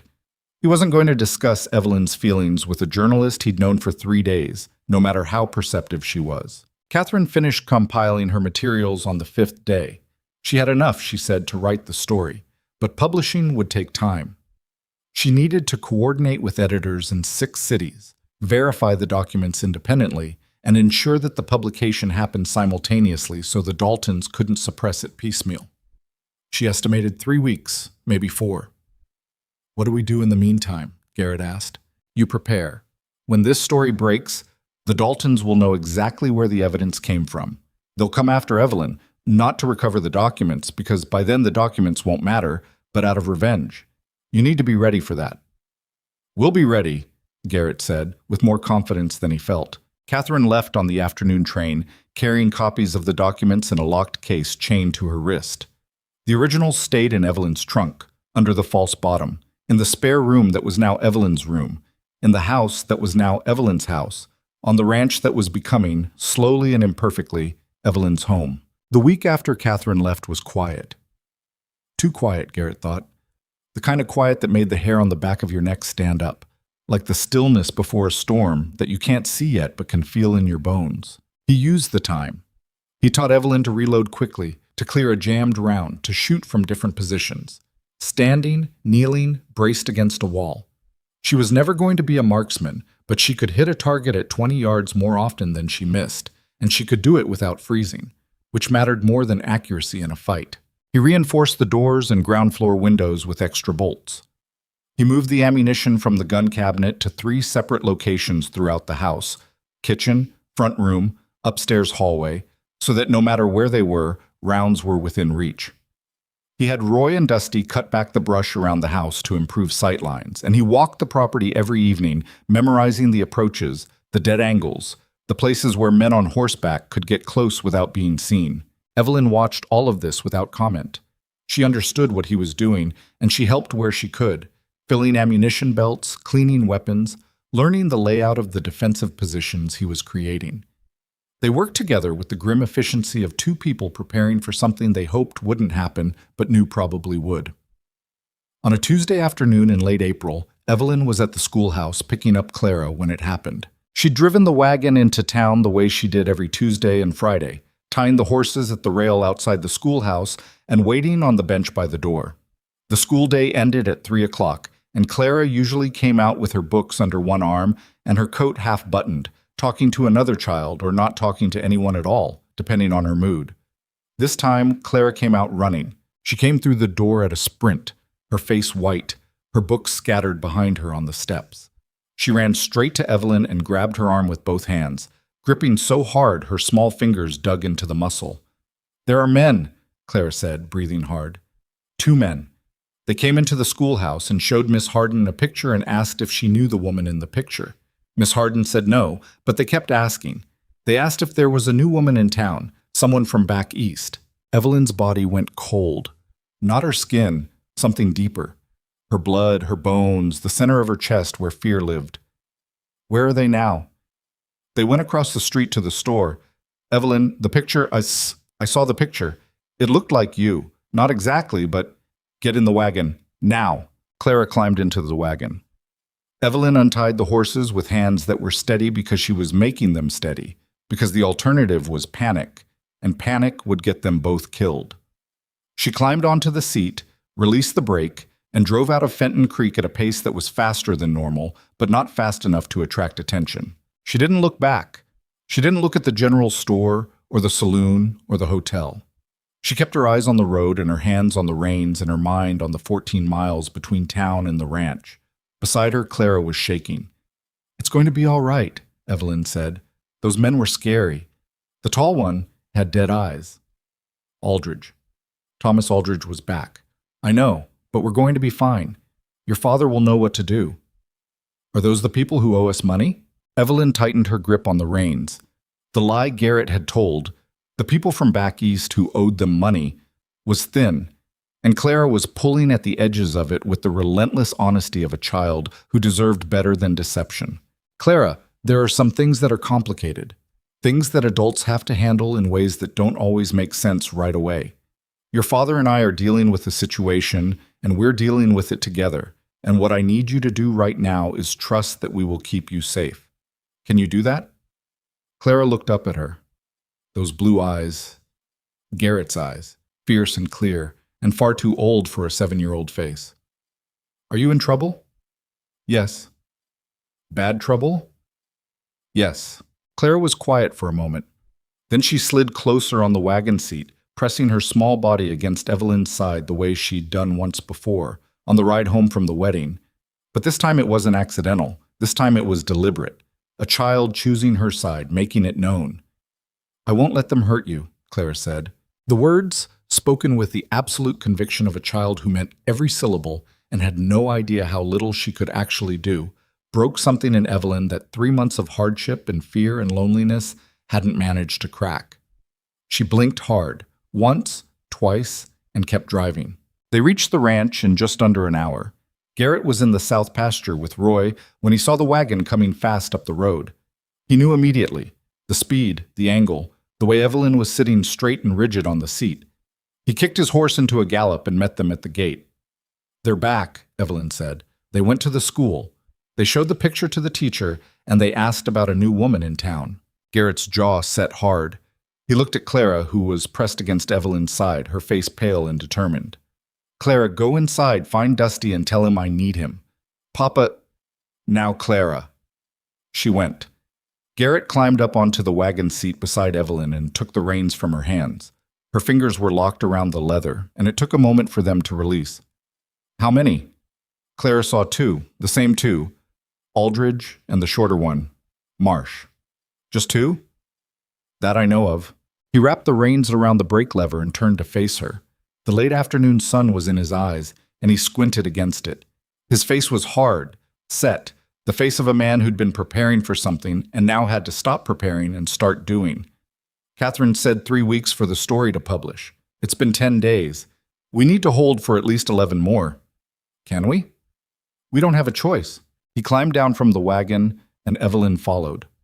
They stood in the yard between the house and the barn, 2 people who hadn't chosen each other for love but who had chosen each other for survival, and that choice, right now, felt heavier and more binding than any ceremony in a judge's office. "I'm sorry," Evelyn said. "For what?" "For all of it. For bringing this to your door. For putting Clara in—" "Stop! We made this decision together. You didn't bring anything I didn't agree to carry." She looked at him, and for the first time since he'd known her, the composure wasn't there. The armor, the control, the careful performance, all of it was gone. What he saw was a woman who was terrified and exhausted and angry and grateful and ashamed all at once, all of it written openly across a face that had spent months learning to hide. "They won't touch her," Garrett said. "They won't touch either of you. I promise you that." It was a reckless promise. He knew it. She knew it. But sometimes a reckless promise was the only thing standing between a person and the kind of despair that made you stop fighting. So he said it, and she heard it, and they walked into the house together to prepare for whatever was coming next. Garrett didn't sleep that night. He sat in the dark kitchen with the Winchester across his knees and the revolver on the table beside a cold cup of coffee, listening to the wind and the creak of the house and the silence underneath both. Upstairs, Evelyn and Clara were in Clara's room together. Evelyn had carried a chair in there after supper and hadn't come out, and Garrett hadn't asked her to. At first light, he woke Roy and Dusty and told them everything. He did it plainly, standing in the bunkhouse with the wood stove ticking behind him, the way you'd tell a man about a sick horse or a broken fence, factual, direct, without drama. He told them about Evelyn's real identity, the stolen documents, the Dalton organization, Catherine Farrow and the newspaper story, and the return of Aldridge and Marsh. He told them that violence was likely, and that he had no right to ask either of them to stay for it. Roy listened without moving. Dusty sat on his bunk and stared at the floor. When Garrett finished, the silence lasted about 10 seconds. "Well," Roy said, "I always figured she was running from something worse than a bad marriage." "This is serious, Roy. These aren't drunks from the saloon. These are professional men, armed, experienced, and they work for people who can afford to send more. I heard you the first time. I'm telling you, both of you. You can ride out today. I'll pay your wages through the end of the month and write a letter of recommendation. No shame in it." Roy looked at Dusty. Dusty looked at Roy. Something passed between them. The silent communication of men who'd worked and eaten and slept within shouting distance of each other for years. "I've been working this ranch since before you inherited it," Roy said. "I watched your daddy build the barn. I was here when Clara was born, and I was here when Margaret died. If you think I'm going to ride off because some Eastern gangsters are sniffing around, you don't know me as well as you should by now." Dusty nodded. "What he said. Except I haven't been here as long, so that part doesn't apply." Garrett felt something loosen in his chest that he hadn't realized was tight. "All right, then we get ready." They spent the morning turning the ranch into a defensive position. Garrett had been preparing for weeks, but preparation and execution were different things, and now the work had urgency behind it. Roy reinforced the barn doors with crossbars and cut firing slits in the loft wall, giving a clear view of the road from the north. Dusty moved the horses into the east corral, which was sheltered by the hillside and invisible from the main approach. Garrett positioned ammunition caches at 5 points: the kitchen, the front room, the upstairs hallway, the barn loft, and the root cellar, which had a secondary exit through a crawl space that emerged behind the smokehouse. Evelyn worked alongside them without needing to be told what to do. She carried ammunition, filled water buckets, and placed them throughout the house in case of fire, loaded the spare weapons, and organized the root cellar as a shelter for Clara. She moved quickly and efficiently, and Garrett noticed that her hands weren't shaking. Not because she wasn't scared, she was. He could see it in the set of her jaw and the tightness around her eyes. But because she'd crossed some line inside herself where fear stopped being an obstacle and became fuel. "Clara needs to understand what's happening," Evelyn said to him in the kitchen while they were filling ammunition belts. "Not all of it, but enough. If something goes wrong and she has to move or hide or run, she needs to know why. She's 7. She's 7 and she's smart, and she already knows we've been lying to her. If we don't tell her something close to the truth, she'll panic when the time comes. If we tell her, she'll be scared, but she'll follow instructions." He wanted to argue. Every instinct he had as a father told him to shield Clara from this, to maintain the fiction that the world was safe, and that her parents, her parent and her stepmother, whatever the right word was, had everything under control. But Evelyn was right. Clara was too sharp to fool, and in a crisis, confusion was more dangerous than fear. They told her together at the kitchen table in the late morning. Garrett held her hands while Evelyn explained in simple, honest language that some bad men wanted to take something that belonged to Evelyn, and that those men might come to the ranch to try to get it. She explained that Garrett and Roy and Dusty were going to protect them, and that if anything happened, Clara's job was to go to the root cellar and stay there until someone she trusted came to get her. Clara listened the way she listened to everything, seriously, without interruption, processing. "What did you take from them?" she asked. "Papers, documents that prove they've been stealing money from people." "So they're thieves?" "Yes." "And you took the proof?" "Yes." "That was brave." Evelyn blinked. Whatever she'd expected Clara to say, it wasn't that. "It was necessary. It was brave," Clara repeated, with the stubborn insistence of a child who'd made up her mind and wasn't interested in corrections. Then she looked at Garrett. "Are you going to shoot them?" "Only if I have to, Bug." "Can I have a gun?" "No." "I can shoot." "You fired a rifle exactly 3 times, and you hit the barn once and missed it twice." "I hit the barn. That's something. Despite everything, despite the loaded guns and the boarded windows and the fear humming through the house like current through a wire." Garrett almost laughed. Clara's matter-of-fact courage, so much like her mother's, was the one thing in the world that could cut through anything.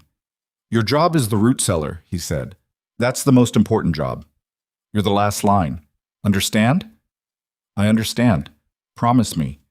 "I promise, Papa." He pulled her into a hug, and she let him hold her for longer than usual before wriggling free with the impatient efficiency of a child who had important things to attend to. In this case, helping Evelyn organize the supplies in the root cellar, which she approached with the same methodical seriousness she brought to her schoolwork. 2 days passed, then 3. Aldridge and Marsh were still in Fenton Creek. Roy confirmed it on his supply run, but they hadn't made any move toward the ranch. They were watching, waiting. For what, Garrett didn't know, and the not knowing was worse than action would have been. On the 4th day, a telegram arrived at the Fenton Creek post office, addressed to Garrett Hale. Roy brought it back with the supplies. It was from Catherine Farrow. 9 words, story runs May 15th, copies sent to Federal Marshal. 11 days. They needed to hold for 11 more days. Garrett showed the telegram to Evelyn. She read it twice, folded it, and put it in her apron pocket. "May 15th, she said. 11 days. If the Daltons find out the story is coming, they'll come before it publishes. They'll try to destroy the evidence and the witnesses. Us. We're the witnesses. Yes." They stood in the kitchen in the late afternoon light, and the distance between them that had been so carefully maintained for months felt suddenly absurd. A formality preserved out of habit in a situation that had moved far beyond formality. Evelyn was leaning against the counter with her arms crossed, and Garrett was standing by the stove, and the space between them was only 4 feet, but it felt like a decision neither of them had made. "Garrett," she said. It was the first time she'd used his first name. "Yeah." "If they come, and if it goes badly, the originals are in the trunk, under the false bottom. But I also made a second set of copies and hid them in the root cellar, inside the flour barrel. A 3rd set is in the barn, in the grain bin, wrapped in oilcloth. If something happens to me, make sure Catherine gets at least 1 set. Nothing's going to happen to you. I need you to say you'll do it. I'll do it. But nothing is going to happen to you." She uncrossed her arms, her hands hung at her sides, and she looked tired in a way that went deeper than sleeplessness. The tiredness of a person who'd been carrying something for so long that putting it down felt as frightening as holding it. "I'm glad I came here," she said. "Regardless of what happens. I'm glad." He didn't know what to say. He wasn't built for this, for the emotional language, for the vulnerability, for the acknowledgement that what they had might be more than an arrangement. So he did what he could do.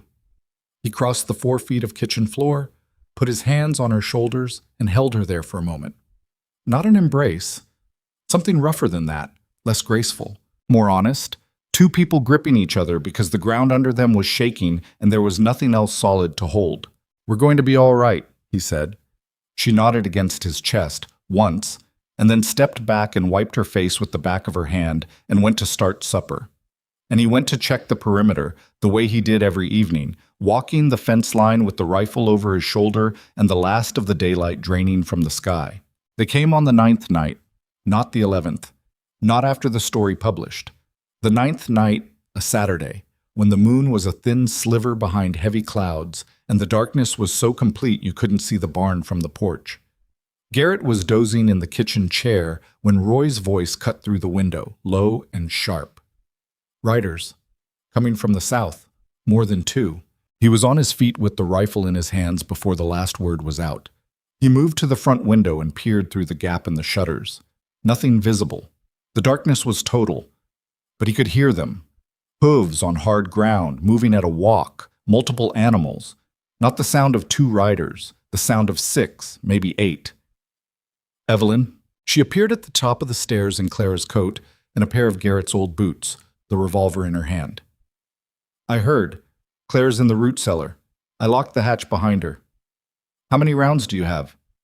12 in the belt, 6 in the cylinder. Stay upstairs. The window in your room has the best view of the east approach. If anyone comes around that side, you shoot. She didn't hesitate. She didn't question. She turned and went down the hallway, and he heard the bedroom door open and close. Garrett moved to the front door and cracked it open.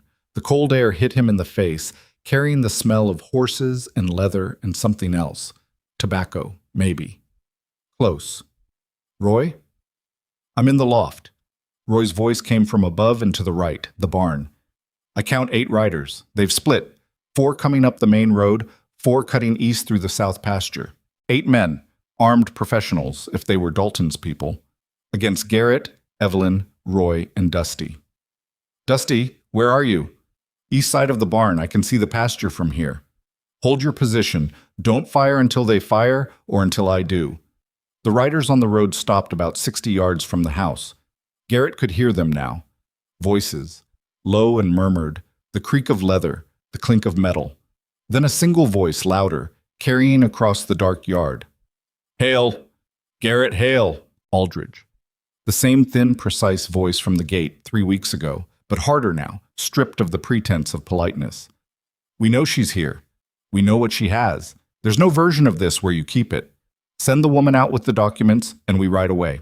Nobody gets hurt. That's a better deal than you're going to get in about 5 minutes. Garrett said nothing. He was counting, trying to place the 4 men on the road by their sounds, trying to judge the positions of the 4 who'd split east. If Roy could see them from the loft, that meant they were in the open pasture, which meant they had no cover. The 4 on the road had the advantage of the road itself, the slight rise before it dipped into the yard, but the house had stone walls on the ground floor and thick timber above. Hail, I'm talking to you. Garrett took a breath. Then he shouted back, his voice carrying flat and hard across the yard. You're on my property. You've got about 30 seconds to turn around before I consider you trespassers, and trespassers on my land get treated the same way I treat coyotes. A pause. Then Aldridge's voice again, colder now. That's not smart. I'm not known for being smart, but I am known for being a decent shot in the dark, and so are the 3 other people with rifles pointed at you right now. So I'll say it one more time. Get off my land. The silence that followed lasted maybe 10 seconds. It felt like 10 minutes. Garrett could hear his own heartbeat, could hear Dusty breathing somewhere to his right, could hear, very faintly from upstairs, the sound of Evelyn cocking the revolver. Then the first shot came. It came from the east, one of the riders in the pasture, firing at the barn. The bullet hit the timber wall with a flat smack that echoed across the yard. Then everything happened at once. Roy opened up from the loft. 3 shots, fast and measured, the sound of his Winchester cracking through the darkness. A horse screamed, a man shouted. The riders on the road spurred forward, and Garrett saw them for the first time. Dark shapes against the slightly less dark sky, moving fast, spreading out, trying to circle the house. He fired at the nearest shape. Missed. Fired again. The shape veered left. A bullet hit the doorframe 6 inches from his head, spraying splinters into his face. He jerked back, wiped blood from his eye, and fired 3 more rounds through the gap in the shutters. From upstairs, Evelyn's revolver barked twice. A shout came from the east side of the house. A surprised, angry shout, not a death cry, but the sound of a man who'd been expecting an empty approach and had found a bullet instead. 2 down in the pasture, Roy shouted from the loft. 1's hit, the others pulled back, 2 more moving toward the corral. Garrett ran to the back of the house. Through the kitchen window, he could see muzzle flashes near the corral fence, sharp, white, strobing in the darkness. Dusty was returning fire from behind the water trough, his shot spaced and deliberate, the way Garrett had taught him. A bullet came through the kitchen window and shattered the glass. It hit the shelf above the stove and sent 3 plates crashing to the floor. Garrett dropped below the window line, crawled to the side wall, and fired blind around the corner. 2 shots, fast, hoping for luck more than accuracy. "Garrett!" Evelyn's voice from upstairs. "One of them is at the east wall. He's trying the window." He ran for the stairs, taking them 2 at a time. In the upstairs hallway, the lamp was out. Evelyn had killed it to avoid being silhouetted.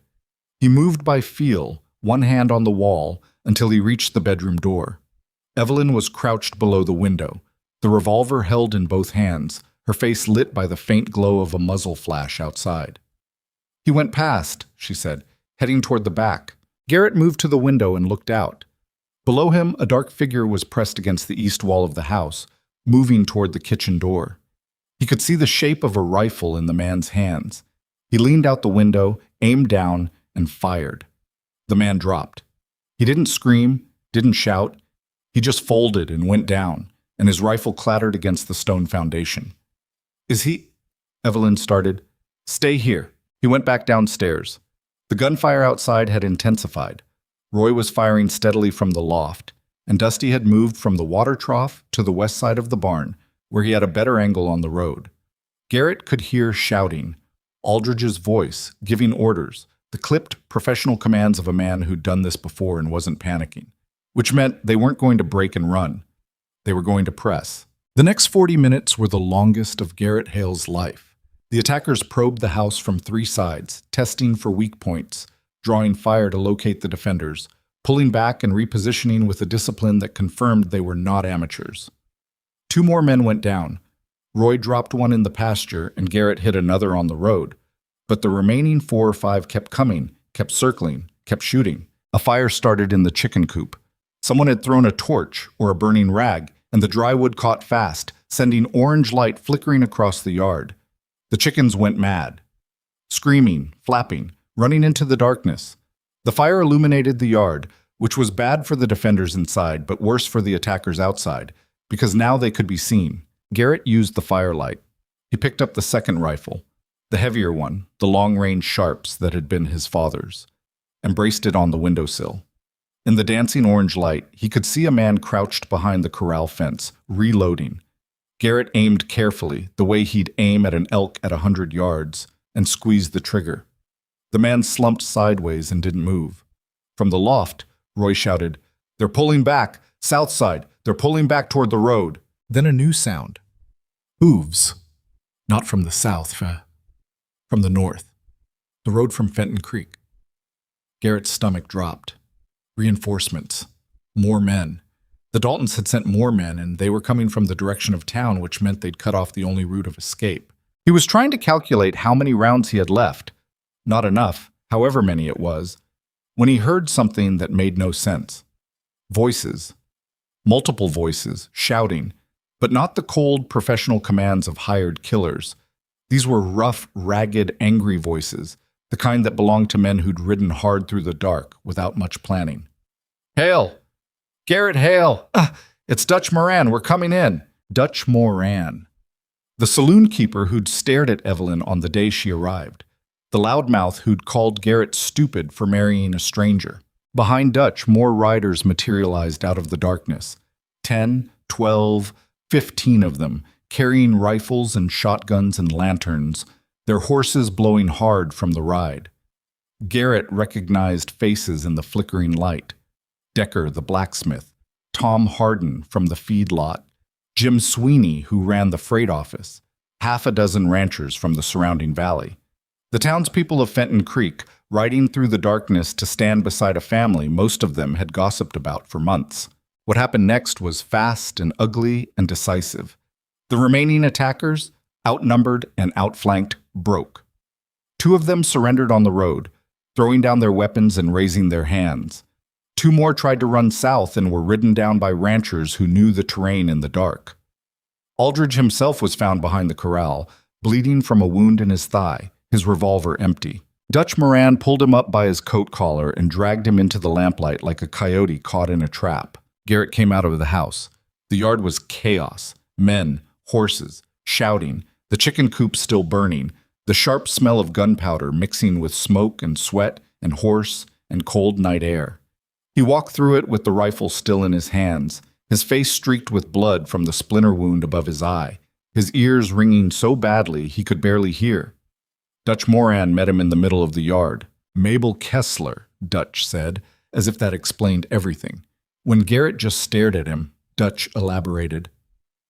"Mabel heard those two men asking about your wife at the store. She didn't think much of it until she heard them talking at the hotel bar tonight, talking about coming out here, talking about what they were going to do. She came to the saloon and told me, and I figured even a man I think is a fool doesn't deserve to get shot in his own house. You rode 14 miles in the dark. I ride 14 miles to do my drinking.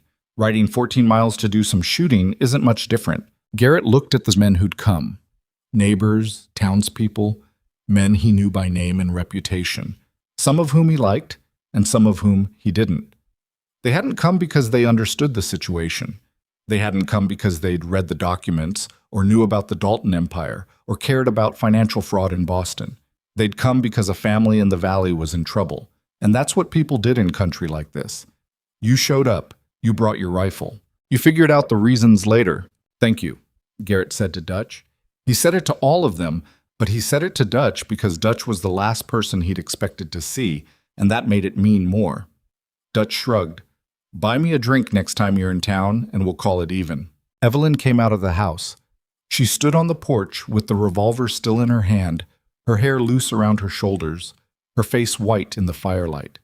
She looked out at the yard, the captured men, the dead men, the neighbors, the burning chicken coop, the chaos. And she didn't speak. She just stood there, breathing, alive, holding the gun that she'd learned to shoot behind the barn 3 months ago when she couldn't hit a tin can at 30 yards. Clara appeared behind her. She'd come up from the root cellar. Garrett would have words with her about that later. And she stood next to Evelyn in the doorway, one hand gripping Evelyn's free hand, looking out at the scene with wide eyes that took everything in and would remember everything forever. "Is it over?" Clara asked. Garrett climbed the porch steps. He knelt in front of his daughter and looked at her face in the firelight. There was no good answer to her question. Nothing was really over, not yet, not until the story published and the Daltons were brought down and the law caught up with the men who'd sent killers to his door. But for tonight, for this moment, the guns were silent, and his family was standing, and the darkness was full of neighbors who'd chosen to ride. "For tonight it is," he said. Clara nodded. Then she let go of Evelyn's hand, walked to the edge of the porch, and looked out at the smoldering chicken coop. "The chickens are going to be really upset in the morning," she said. And despite everything, the blood and the smoke and the shattered windows and the bodies in the yard, Garrett felt his face crack into something that wasn't quite a smile, but was close enough. He looked at Evelyn, and she looked back at him, and what passed between them in that look was too complicated and too raw to name. It wasn't love, not the way songs described it.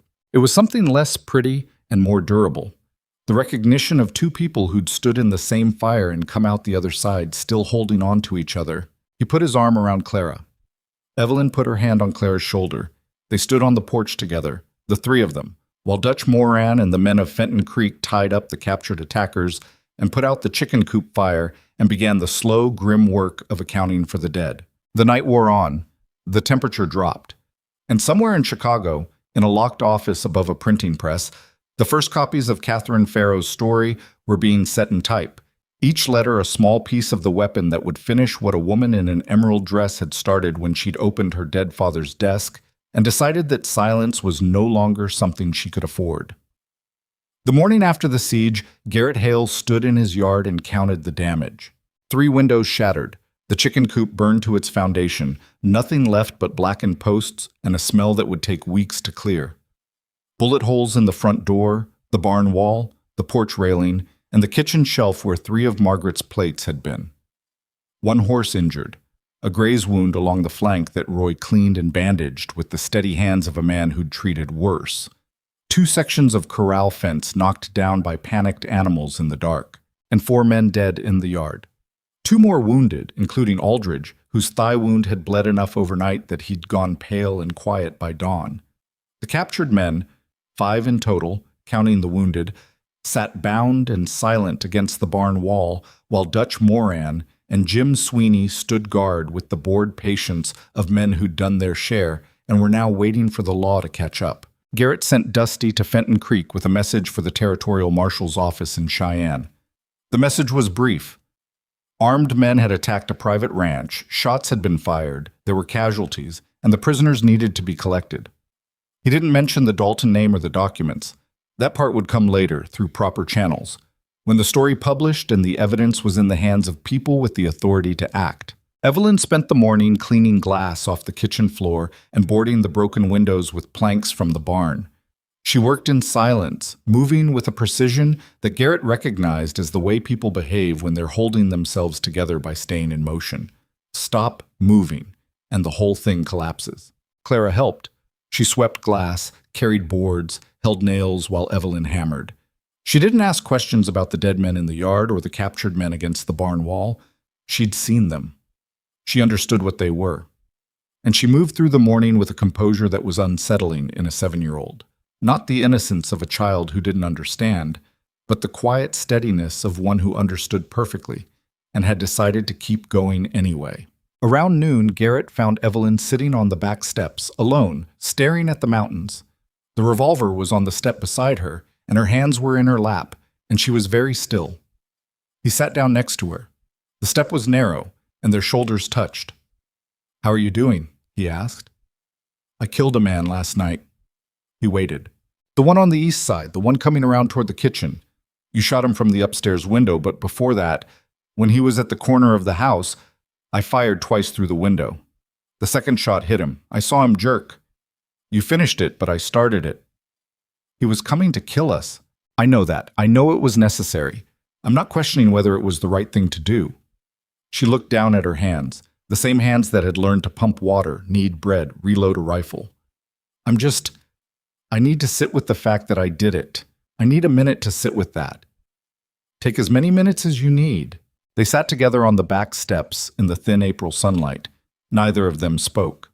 The mountains were still white-capped, and the valley was green with the first real growth of spring, and somewhere in the corral a horse was drinking from the trough with the slow, rhythmic sound of an animal that didn't know or care what had happened in the night.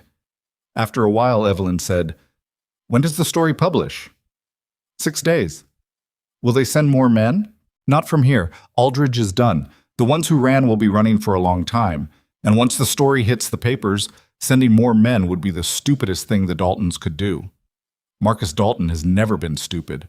"No, but he's about to be exposed, and exposed men don't think clearly." She picked up the revolver, checked the cylinder out of habit, a habit she'd learned in 3 months of practice, and set it back down. "I want to write to Catherine," she said.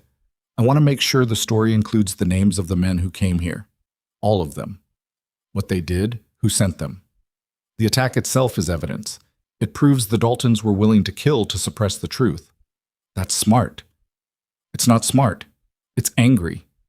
But angry and smart aren't mutually exclusive. He looked at her. She looked back. And something in that look, though, something that had been building since the night they'd stood in the kitchen and he'd put his hands on her shoulders, broke through the careful distance they'd maintained for months. Not dramatically. Not the way it happened in novels, with declarations and grand gestures. Quietly, the way real things happen. A shift in gravity, a settling of weight. The recognition that the space between two people had closed, not because anyone had crossed it, but because it had simply ceased to exist. Evelyn. Yes. When this is over, when the story publishes and the Daltons are dealt with, and the law does whatever the law is going to do, I want you to know that the arrangement we made isn't the reason I want you to stay. She was quiet for a long time. The wind moved through the valley and pushed her loose hair across her face, and she didn't brush it away. "I know," she said. "I've known for a while. You could have said something. You could have too. I'm not good at this. I've noticed, and that was it. No kiss, no embrace, no sweeping romantic moment. Just two people sitting on a back step with a revolver between them, acknowledging what they'd become to each other in language that was plain and imperfect and true. It was enough. It was more than enough. It was exactly the right amount for two people who'd learned to trust each other, not through words, but through burned biscuits and rifle practice, and a night spent defending a house that had become, against all odds and expectations, a home. The territorial marshal arrived 3 days later with a deputy and a wagon. His name was Everett Cole, a heavy, patient man with a gray mustache and the manner of someone who'd seen enough of the territory's violence to approach it methodically rather than emotionally. He took statements from Garrett, Evelyn, Roy, Dusty, and Dutch Moran. He examined the scene. He interviewed the prisoners, including Aldridge, whose wound had been treated by the closest thing Fenton Creek had to a doctor, the veterinarian, who was honest about the fact that his usual patients had 4 legs but did a competent job regardless. Aldridge said nothing, not one word. Not his name, not his employer, not the reason he'd ridden to a remote Wyoming ranch with 7 armed men in the middle of the night. He sat against the barn wall with his bandaged legs stretched in front of him and stared at Evelyn with an expression that might have been hatred, or might have been professional respect, or might have been the blank exhaustion of a man who'd finally reached the end of a job he couldn't finish. "He'll talk eventually," Marshal Cole said. "They always do, especially when the alternative is hanging for murder." "Nobody died on our side," Garrett said. 4 men died on theirs. In the territory of Wyoming, that's either self-defense or it isn't, and I'll let the court sort that out. But if your wife's story about the Dalton organization is true, and the documents she's shown me suggest it is, then there's going to be federal interest in this. I've sent word to the U.S. Marshal's office in Denver. How long before they respond?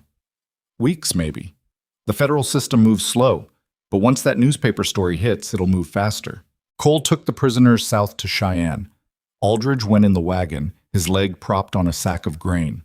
As the wagon pulled away from the ranch, he turned his head and looked back at the house, at Evelyn, who was standing on the porch with Clara beside her, watching him leave. She didn't look away. She held his gaze until the wagon rounded the bend and disappeared behind the trees, and then she went inside to start supper. The story published on May 15th, exactly as Catherine Farrow had promised. It ran simultaneously in the Chicago Sentinel, the New York Herald, the Boston Evening Transcript, the Philadelphia Inquirer, the San Francisco Chronicle, and the Denver Post. 6 newspapers, 6 cities, 6 editions hitting the streets on the same morning.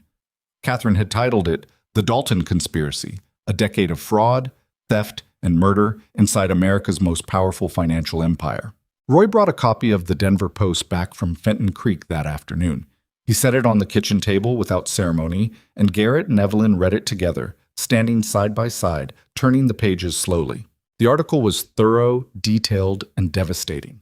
It laid out the entire scheme, the diverted funds, the forged documents, the fabricated investment returns, with the kind of specific documented precision that made denial impossible.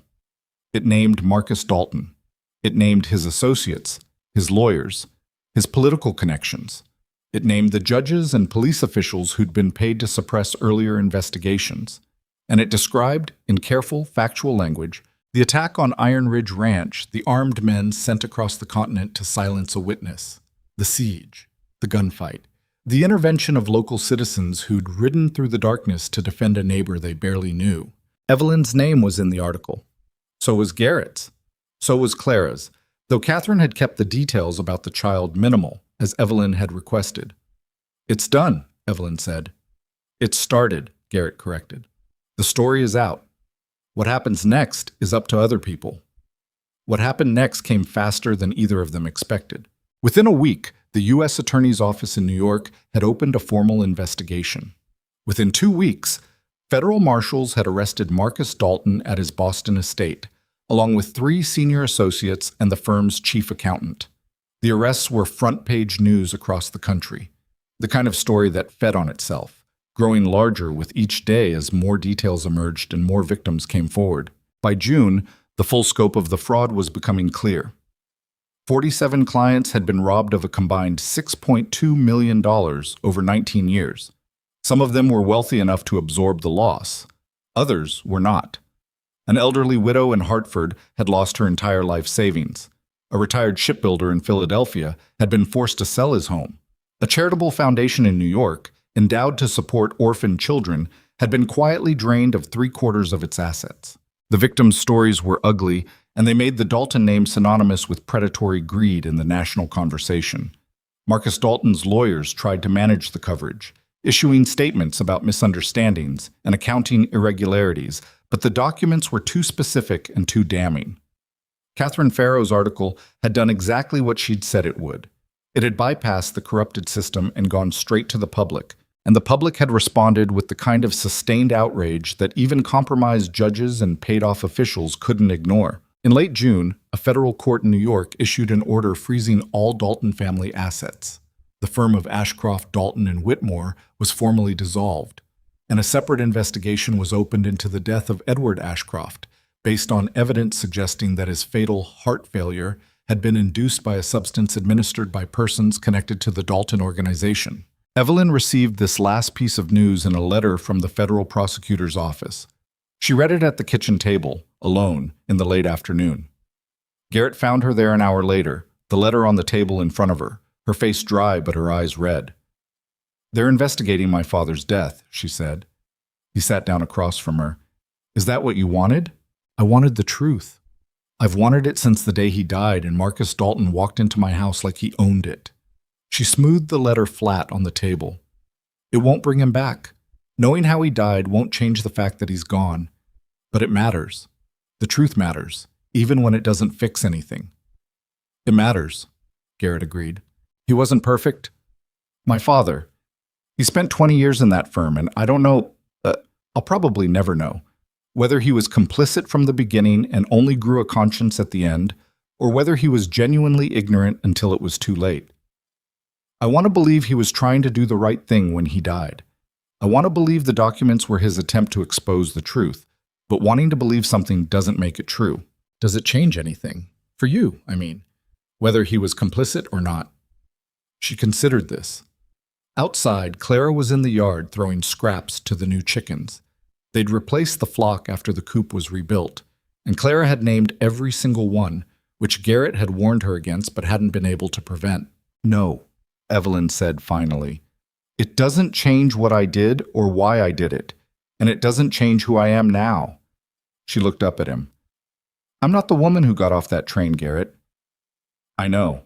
I'm not the woman in the photograph they were showing around town either. The pearls and the formal portrait and the Boston socialite, that person existed, but she wasn't me. She was a version of me that was built by circumstance and maintained by fear. The person I am now, the one who can actually light a stove and fire a rifle and survive a winter on the high plains, she's the real one. She's the one I was always supposed to be. The biscuits are still heavy sometimes." She laughed. It was a real laugh, unguarded and surprised, and it was the first time he'd heard her laugh like that since she'd arrived. It changed her face completely, broke through the careful architecture of composure and control, and revealed something underneath that was warm and tired and human. "The biscuits are a work in progress," she said. "Everything's a work in progress." The summer of 1881 was the first summer Garrett Hale had enjoyed in 3 years. It wasn't that problems disappeared. The ranch still demanded everything he had. The cattle still needed tending, the fences still needed mending, the weather was still capable of destroying a month's work in an afternoon. Evelyn's cooking remained inconsistent, and she still lost arguments with the rooster on a regular basis, and she sometimes stayed up too late going over the books and came to breakfast with circles under her eyes that made her look like she'd been in a fight. But the house was different. The silence that had filled it since Margaret's death, that heavy, permanent silence that had settled into the walls and floors like damp, was gone. It had been replaced by something noisier and messier, Clara's laughter, which had returned gradually and now came easily. Evelyn's voice, reading aloud in the evenings or arguing with the ranch accounts or explaining something to Clara and the patient, direct way she had. The sounds of 3 people living together, bumping into each other, irritating each other, adjusting and readjusting the 1,000 small compromises that made a household work. Garrett and Evelyn's marriage, which had begun as a legal fiction signed above a hardware store, became real by degrees. Not through any single conversation or decision, but through the slow accumulation of shared days, breakfast made together, fences mended together, evenings spent in the front room where he cleaned his rifles, and she worked the books, and Clara lay on the rug reading about ships and whales. They argued about feed prices and grazing rotation, and whether Clara was old enough to ride to school alone. They disagreed about the placement of the new chicken coop. They agreed, without ever discussing it explicitly, that the spare room was no longer the right arrangement, and one night in July, Evelyn moved her trunk and her books and her few personal things into the room that had been Garrett's alone for 2 years. He didn't help her carry the trunk. She didn't ask him to. Some things didn't need to be narrated to be real. Clara's reaction to the shift was characteristically direct. She looked at the rearranged rooms, looked at her father, and said, "It's about time." "You're 7, Garrett said. "I'm almost 8, and I'm not blind." The Dalton trials began in September and ran through the fall. Marcus Dalton was convicted on 14 counts of fraud, theft, and conspiracy. He was sentenced to 23 years in federal prison. His chief associate received 18 years. The accountant, who cooperated with prosecutors, received 5. The investigation into Edward Ashcroft's death resulted in 2 additional murder charges against members of the Dalton organization, though the trials for those wouldn't begin until the following year. Thomas Aldridge pleaded guilty to charges of assault, attempted murder, and conspiracy in the territory of Wyoming. He was sentenced to 15 years in the territorial prison. He accepted the sentence without expression, and Garrett, who'd made the trip to Cheyenne for the sentencing, watched him being led away and felt nothing in particular. Not satisfaction, not pity, just the neutral weight of a thing being finished. The bounty on Evelyn, unofficial, never formally issued but understood among the men who did the Daltons' enforcement work, evaporated with the convictions. There was no one left to pay it, no organization left to authorize it, no purpose it could serve. Evelyn Ashcroft Hale was no longer a fugitive. She was a witness, a victim, and in the eyes of the national press, something approaching a folk hero. The Boston woman who'd fled west with the evidence that brought down an empire. She hated the attention. Garrett watched her handle the newspaper reporters and the curiosity seekers, and the occasional letter from strangers the same way she'd handled the rooster, with grim persistence and a refusal to be intimidated, but without any enjoyment whatsoever. "I didn't do this to be famous," she told Catherine Farrow, who'd come to visit the ranch in October to discuss a follow-up article. "I did it because the alternative was living the rest of my life knowing what they'd done and saying nothing." "That's what makes it a good story," Catherine said. "I don't want to be a story. I want to be left alone to raise cattle and burn dinner in peace." Catherine smiled. "You might get your wish. News cycles are short. By next year, nobody will remember your name. Promise?" "I promise nothing, but history tends to remember the institutions that fall, not the people who push them over. You'll be a footnote." A footnote sounds perfect. The inheritance came through in December. Edward Ashcroft's estate, frozen during the investigation, was released by the court. The amount was substantial, not the kind of wealth Evelyn had grown up with, but enough to transform a struggling ranch into a thriving one. She and Garrett used it carefully, the way 2 people use money when they've both learned what it means to go without. They bought additional acreage to the north, expanding Iron Ridge Ranch from 1,200 acres to 3,000. They added 200 head of cattle. They hired 3 more hands and built a second bunkhouse. They replaced the fence line across the south pasture with new wire that wouldn't heave in the frost. And they built a new chicken coop, a good one, with proper hinges and a latch that worked and a roof that wouldn't leak.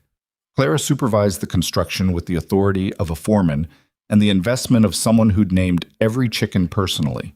By the spring of 1882, Iron Ridge Ranch was one of the largest cattle operations in the valley. Not the largest in Wyoming. That distinction belonged to outfits with deeper pockets and longer histories, but large enough to be significant, large enough to employ 8 men year-round, large enough that when Garrett rode the property line, it took him most of a day. He rode it one morning in April, the first warm morning of the year, when the snow had finally retreated from the valley floor and the grass was coming in green and thick. He rode the whole circuit, north along the ridge, west through the upper pasture, south past the creek, east along the new fence line. And when he came back to the ranch in the late afternoon, he stopped his horse on the rise above the house and looked down. Smoke from the kitchen chimney, Evelyn's garden along the south wall, already showing the first green shoots of the season. Clara in the yard, doing something complicated with a rope and a fence post that might have been practice roping or might have been an elaborate game. Hard to tell from this distance. Roy by the barn, shoeing a horse, Dusty hauling water. The three new hands working cattle in the near pasture. It looked from this distance like a place that had always been this way, like a place where people lived and worked and belonged. But Garrett knew what it had cost. He knew every burned biscuit, every shattered window, every bullet hole in the front door. He knew the sleepless nights and the loaded rifles and the fear that lived under the surface of even the best days. He knew that the woman in the kitchen had arrived on a train 15 months ago wearing an emerald dress and carrying a secret that nearly killed them all, and that the child in the yard had spent 2 years not smiling, and had only started again because a stranger had been stubborn enough to keep showing up. Nothing about this had been smooth, nothing about it had been easy or destined or meant to be. It had been built, laboriously, imperfectly, the way everything real was built, out of daily choices, daily failures, daily decisions to try again when trying again was the last thing you wanted to do.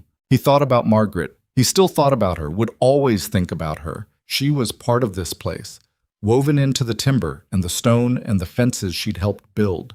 She would never be replaced, and nobody was trying to replace her. But the grief that had filled the house after her death, the heavy, airless silence that had driven him to write to a matrimonial agency in Philadelphia out of pure desperation, that grief had been replaced by something living. Not something perfect, something real. He nudged the horse forward and rode down the hill. In the kitchen, Evelyn was making supper. The stew smelled right. She'd finally mastered the timing, though she still occasionally misjudged the salt. The table was set for 3, with Clara's books piled on the 4th chair the way they always were, because Clara treated every flat surface as a potential library. "You were up on the ridge," Evelyn said without turning from the stove. She always knew where he'd been. She noticed things. It was what she was good at. Rode the whole line. Everything looks solid. Roy said the north fence needs work near the creek. I'll get to it tomorrow. Clara came in from the yard, windblown and dirty, with rope burns on her palms that she presented to Evelyn with a kind of pride. I almost caught the fence post, she said. You can't catch a fence post, Garrett said. It's not moving. I can practice on it until I catch a cow. The cows are considerably larger than fence posts. That just means they're easier to aim at. Evelyn handed Clara a wet cloth for her hands and set a plate in front of her. Garrett hung his hat on the hook by the door and washed up at the basin. They sat down to supper together, the 3 of them, at the same table where Evelyn had once served biscuits hard enough to break teeth, where Clara had once refused to speak, where Garrett had once proposed a marriage of tactical necessity over abandoned bread dough. The stew was good, not perfect, slightly too much pepper, and the carrots were cut uneven, but good, real. The kind of food that filled you up and kept you warm and tasted like a kitchen where people actually lived. Clara talked about school. Evelyn talked about the spring planting. Garrett listened more than he spoke, which was his way. But he listened with something he hadn't felt in a long time. Not just attention, but pleasure. The simple, unremarkable pleasure of sitting at a table with the people you'd fight for. After supper, Clara went to bed. Evelyn read to her. Still the same book, The Ship and the Whale, which they'd been working through for months because Clara liked to discuss every chapter at length, and Evelyn was patient enough to let her. Garrett sat in the front room and did not clean his rifle. For the first time in as long as he could remember, he just sat. The fire was low, the house was warm. The wind outside was gentle, not the howling assault of winter, but the soft, steady breath of spring moving across the valley. Evelyn came downstairs and sat in the chair across from him. She had a book of her own, but she didn't open it. She just sat there, looking at the fire, her face quiet and her hands still. She asked me something tonight, Evelyn said. What? She asked if she could call me something other than Evelyn. Garrett looked at her. What did you say? I said she could call me whatever she wanted. And what did she say? Evelyn's face did something complicated. A tremor that passed through it like wind across water, there and gone. She said she'd think about it. Garrett nodded. He understood what Clara was working toward, and he understood why Evelyn wasn't going to name it out loud, and he understood that some things took their own time and couldn't be rushed by adults who wanted them to happen. They sat together in the firelight, not talking, not needing to talk. The house settled around them with the creaks and sighs of old timber adjusting to temperature, and outside the window the stars were out, thick and cold and close. The way they only looked in Wyoming, where there was nothing between you and the sky. It occurred to Garrett, sitting there, that he'd been wrong about something. Back in January, standing on the platform at Fenton Creek with the wind cutting through his coat, he'd looked at the woman stepping off the train in her emerald dress and thought she was the worst possible answer to the letter he'd sent. Too soft, too polished, too wrong for this life. But the question he'd asked in that letter, the question behind the practical requirements and the descriptions of ranch work, was not really about cooking or milking or splitting wood. The question was simpler and harder than any of that. The question was, is there someone out there stubborn enough to stay? The answer was sitting across from him, with calluses on her hands and a loaded revolver in the drawer of her nightstand, and the accounts of a 3,000-acre cattle operation organized in her head. The answer had always been yes. It had just arrived in the wrong dress. He reached across the distance between the two chairs and took her hand. She let him. Her fingers were rough now. The fingers of a woman who pumped water and split kindling and kneaded bread every morning and had earned every callus honestly. He held her hand, and she held his, and the fire burned low, and the night settled over Iron Ridge Ranch the way it had settled over this valley for 1,000 years before them and would settle for 1,000 years after. They were not a perfect family. They were not a storybook ending. They were three imperfect people in a timber house on the high plains, held together by stubbornness and burned biscuits, and the hard-won knowledge that belonging wasn't something you were born into. It was something you built, one difficult day at a time, with whatever broken tools you had. And that, in the end, was enough. It was more than enough. It was everything.